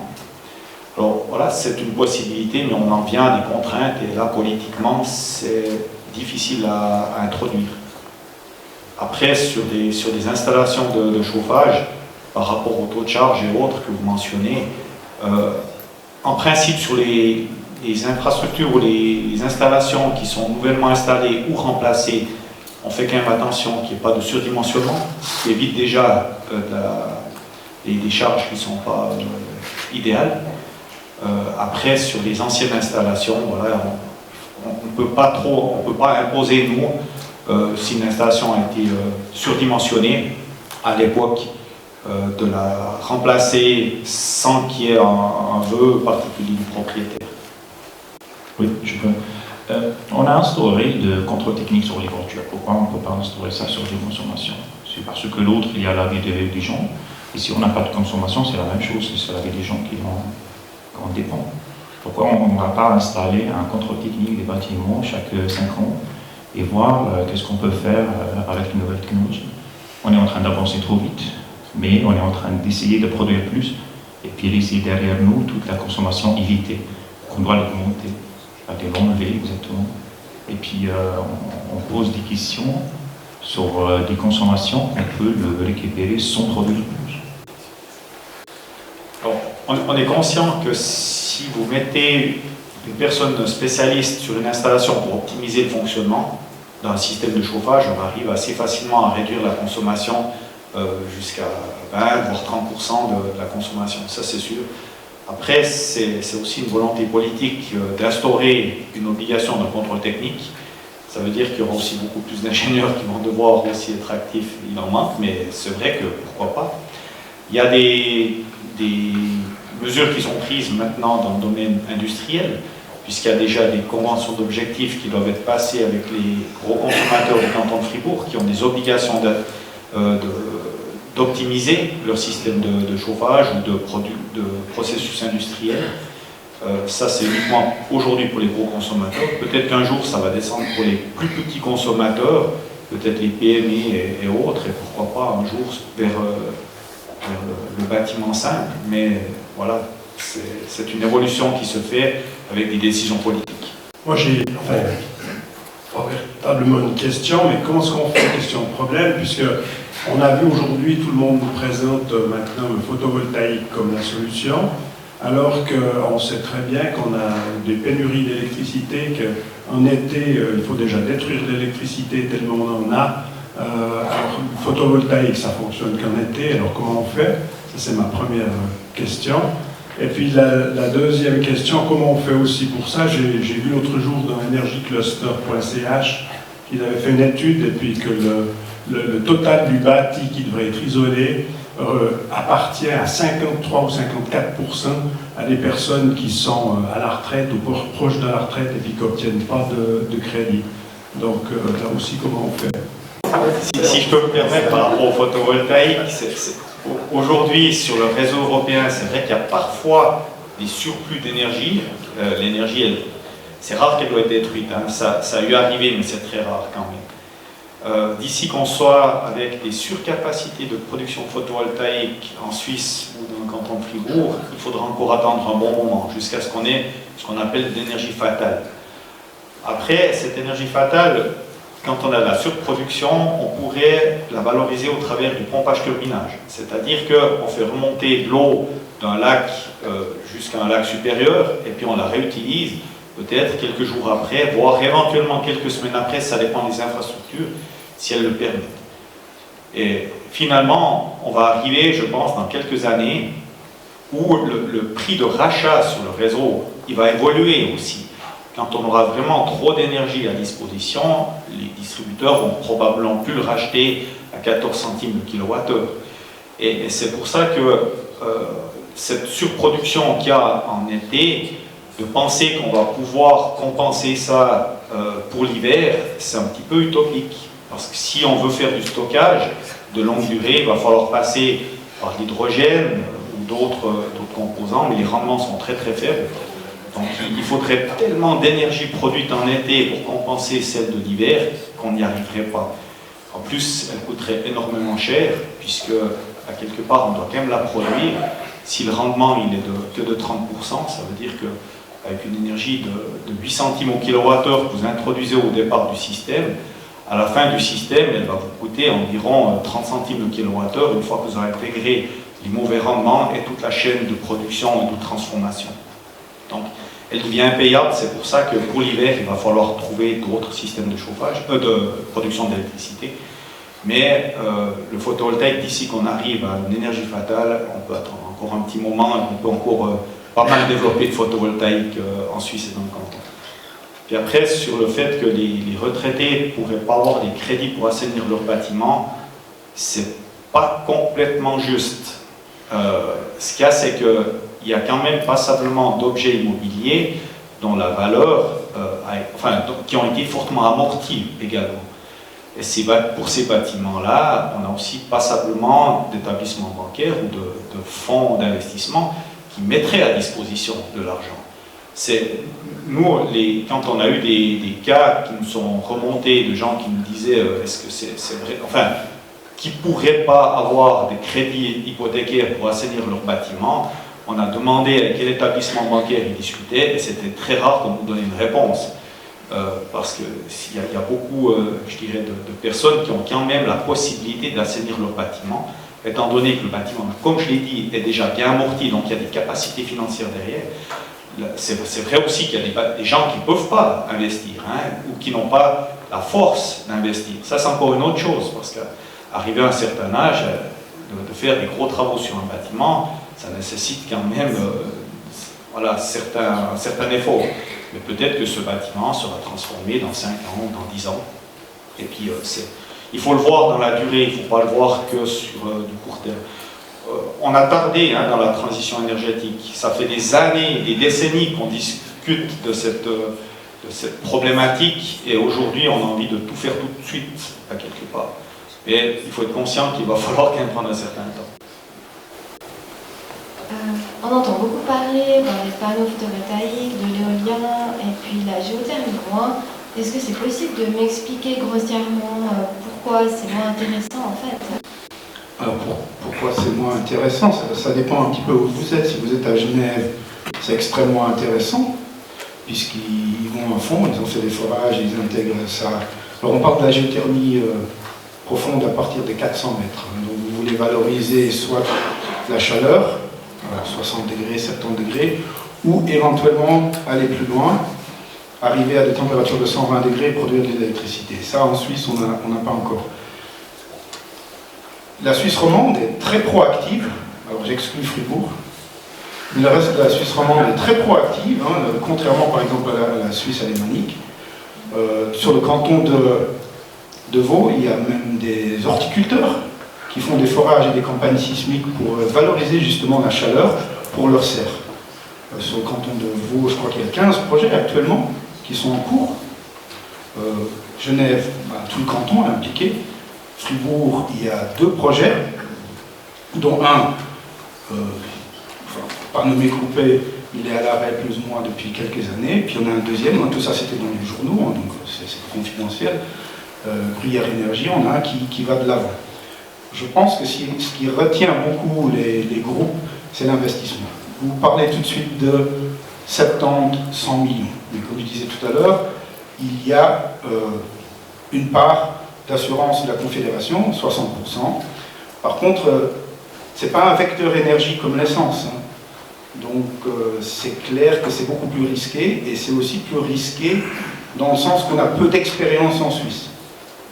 Donc on a quelques forages, pour différentes raisons ça n'a pas fonctionné, donc on n'a pas d'expérience, donc les gens sont plutôt frileux. Alors on pourrait aussi utiliser ça pour faire du froid, mais enfin bon, bref. C'est essentiellement ça la raison, je pense. Juste sur la partie du stockage CO2, il y a un vrai besoin en 2050, si on veut être net zéro, de stocker du CO2 dans des sites géologiques, parce qu'on n'a pas vraiment de solution. Là, le potentiel, il est vraiment faible chez nous, et on n'aura pas d'autre choix que d'exporter ça. Alors, par rapport à la séquestration du CO2, l'idée c'est d'injecter du CO2 liquéfié dans le sous-sol, dans une porosité existante et qui se minéralise et qu'il reste là en bas. Donc le bémol, c'est que porosité existante, il n'y en a pas tellement en Suisse dans ces roches-là, ce qui est d'ailleurs aussi un problème pour la géothermie, il faut la créer, donc c'est pas très favorable. Ensuite, on n'a pas d'expérience avec les roches que nous on a dans le sous-sol, alors que l'Islande, le Danemark dans le sous-sol, les Norvégiens séquestrent du CO2 depuis longtemps, donc ils ont beaucoup d'expérience, ils ont surtout des volumes énormes pour séquestrer. Et n'oublions pas l'industrie pétrolière, personne ne semble l'aimer, mais ils ont toutes les infrastructures pour faire ça. Hein? Donc ils ont les tuyaux, les bateaux, les compresseurs, tout ce que vous pouvez imaginer, la technologie sous-marine, ils ont tout ça. Il faut juste leur créer un business model pour qu'ils l'acceptent. C'est simplifié, mais les Écossais ont fait ça. Les Écossais ont fait ça. Donc ils ont forcé les compagnies de faire ça, ou sinon ils les taxaient, et ben ils ont réduit leur CO2 de 40% quand même. Question sur la neutralité carbone. Beaucoup d'entreprises maintenant, le grand leitmotiv, c'est notre neutralité carbone. On prend par exemple le grand opérateur téléphonique que je nommerai pas. Eux dépensent énormément d'énergie pour nous communiquer qu'ils sont déjà neutres en carbone. Alors, ce qui m'intéresse quand même, c'est que finalement, M. Bochum nous a montré un petit peu tous les moyens techniques qu'on pouvait imaginer pour faire des énergies renouvelables. Maintenant, ça c'est uniquement pour l'exploitation, on est bien d'accord. Il y a tout le carbone qui arrive à travers l'énergie grise, et puis il faudra peut-être aussi s'en occuper si on veut véritablement, de manière sémantique, dire une neutralité carbone. J'ai écrit à cet opérateur pour lui demander comment il était arrivé à ce résultat aussi rapidement. J'attends toujours la réponse. Et puis, je ne vais pas poser la question non plus à l'industrie aéronautique, qui eux aussi n'ont pas de problème pour arriver à à la neutralité carbone. Mais est-ce qu'on pourrait peut-être un petit peu développer ce sujet, parce que maintenant on a beaucoup parlé de l'exploitation, et puis qu'est-ce qu'il en est de l'énergie grise? Oui, vous avez entièrement raison, l'énergie grise est un gros souci, un gros problème. On l'intègre rarement dans les bilans parce que l'énergie grise, on préfère fermer les yeux dans le sens que beaucoup de produits à l'étranger. Et puis en fait, le bilan carbone, il faut inclure toute cette partie énergie grise. Par rapport à l'opérateur en question et par rapport aussi à beaucoup d'entreprises, je ne vais pas m'exprimer sur les certificats carbone qui pour moi c'est du pur greenwashing qui vise à acheter des certificats un petit peu partout sur la planète, soit pour des mesures qui existent, qui ont été financées 2 fois ou je ne sais pas, mais en tout cas je trouve qu'il est beaucoup plus logique et beaucoup plus responsable de prendre des mesures ici dans le pays.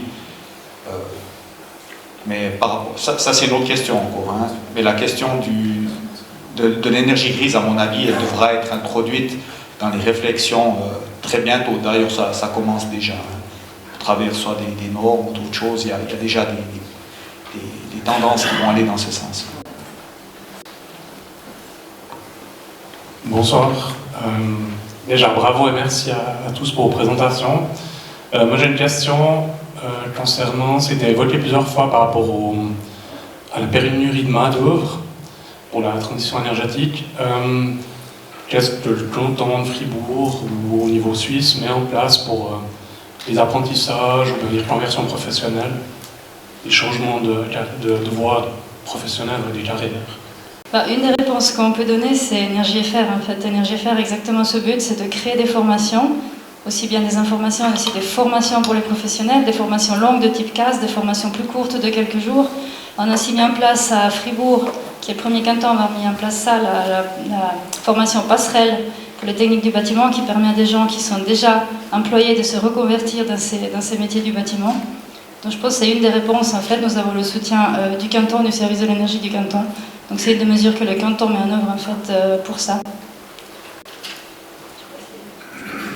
Quelqu'un souhaite compléter?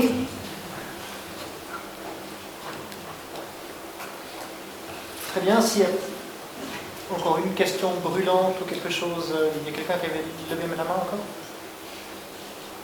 Oui, tout en haut. Quels sont les projets en géothermie dans le canton de Fribourg? Y a-t-il des projets concrets? Je sais qu'il y a Gruyère Énergie qui est en projet, mais est-ce qu'il y a d'autres projets? Alors oui, il y en a à ma connaissance.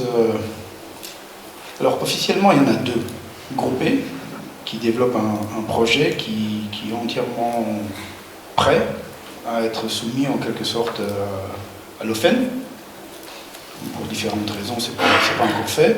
Et puis Gruyère Énergie, comme vous venez de dire, ils vont de l'avant. Si j'ai bien compris, ils ont déposé une demande d'exploration pour ensuite faire une campagne sismique 3D. Comme je disais tout à l'heure, c'est important d'affiner les connaissances pour au mieux optimiser comment ils vont en faire leur forage. Et eux, si j'ai bien compris, ils veulent aller chercher la chaleur, pas pour l'électricité pour l'instant. Ensuite, il y a différents projets à différents stades, mais qui sont plutôt des sondes très profondes. Alors, j'ai dit que la géothermie profonde, c'est en dessous de 400 mètres, mais on commence à faire des trous à 600, 800 mètres où on met des sondes. Donc, c'est pas formellement de la géothermie profonde. Par contre, savoir forer à 800 mètres de profondeur tout droit, c'est pas trivial. Donc il y a des petits problèmes, sans parler du fait qu'à partir de 400 mètres, le terrain appartient à l'État et pas au privé. Donc ça devrait demander une autorisation de l'État. Mais c'est les 2 seuls projets donc, qui sont vraiment, en quelque sorte, finalisés en cours de route. On peut peut-être dire que le canton de Vaud a pris une toute autre voie. Ils ont plutôt fait des rounds de licensing comme avec les pétroliers, c'est-à-dire ils ont mis au concours des domaines où on pouvait, en tant que boîte, faire un concours, et ceux qui ont gagné le concours étaient obligés ensuite d'aller de l'avant avec un projet entier. Du coup, ils ont à peu près 15 projets qui sont en cours de route. Je passe peut-être la parole à l'ASR, du coup, directeur Oui, bonsoir, Blaise Clerc, donc, comme vient de le dire Werner, directeur du Building Innovation Cluster. Juste en 2 mots, qu'est-ce que c'est que ce cluster? C'est le cluster de l'innovation dans la construction, mais bien entendu, et si je suis là ce soir, c'est qu'il est axé principalement sur la rénovation et la transformation, mais pas que. On parle aussi de digitalisation et de financement durable. Donc il y a en tout cas 2 thématiques qui touchent notre building ce soir, le développement durable et son financement, et la transformation et la rénovation. Il m'est choix de faire le mot de la fin, c'est ce que m'a dit Sophia, en 1 minute, alors ça va pas être possible. Hein.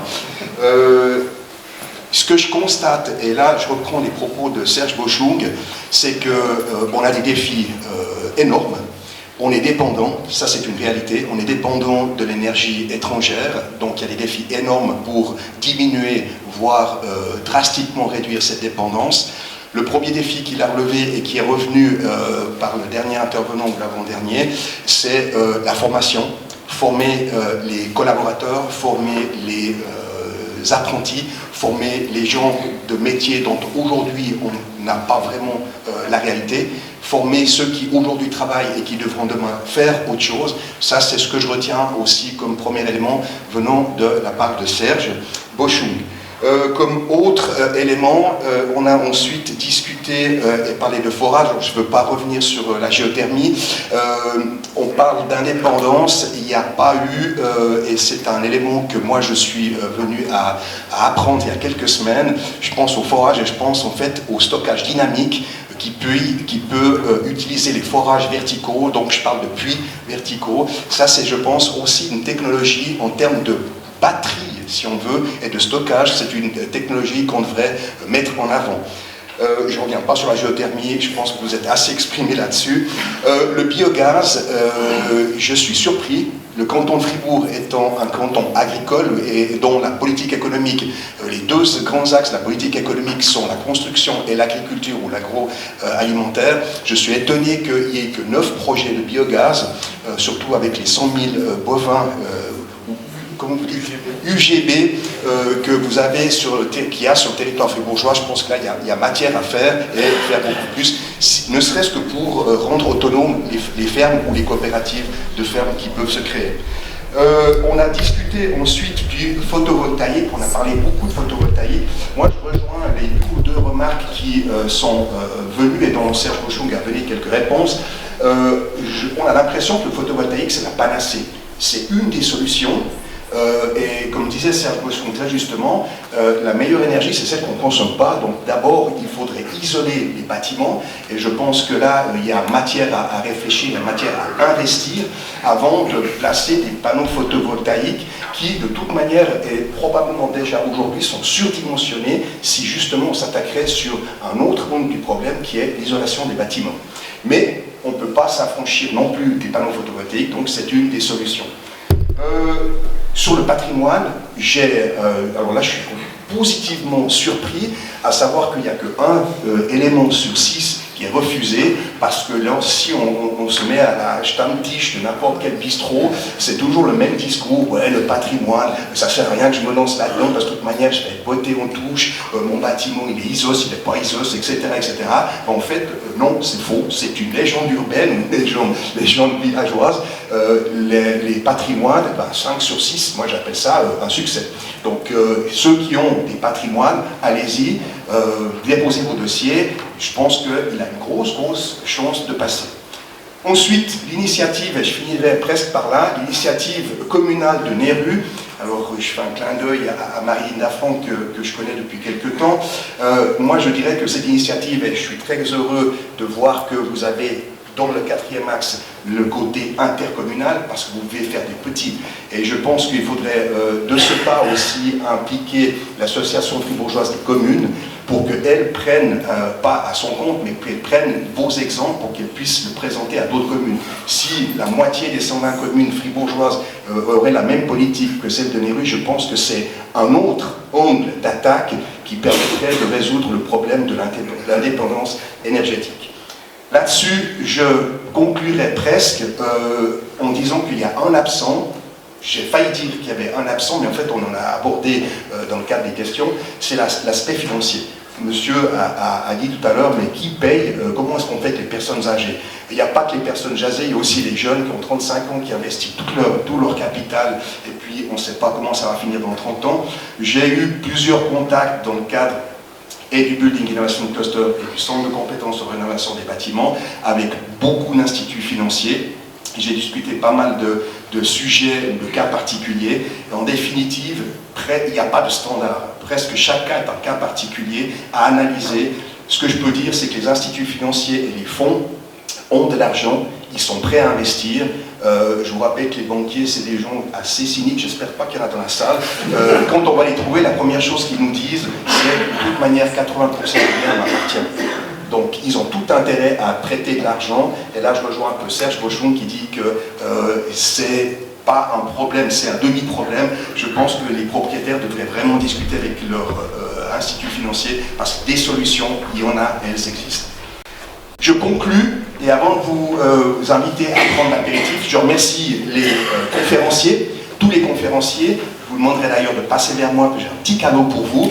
Je vous remercie pour ces conférences, d'avoir respecté presque le timing qui vous était accordé.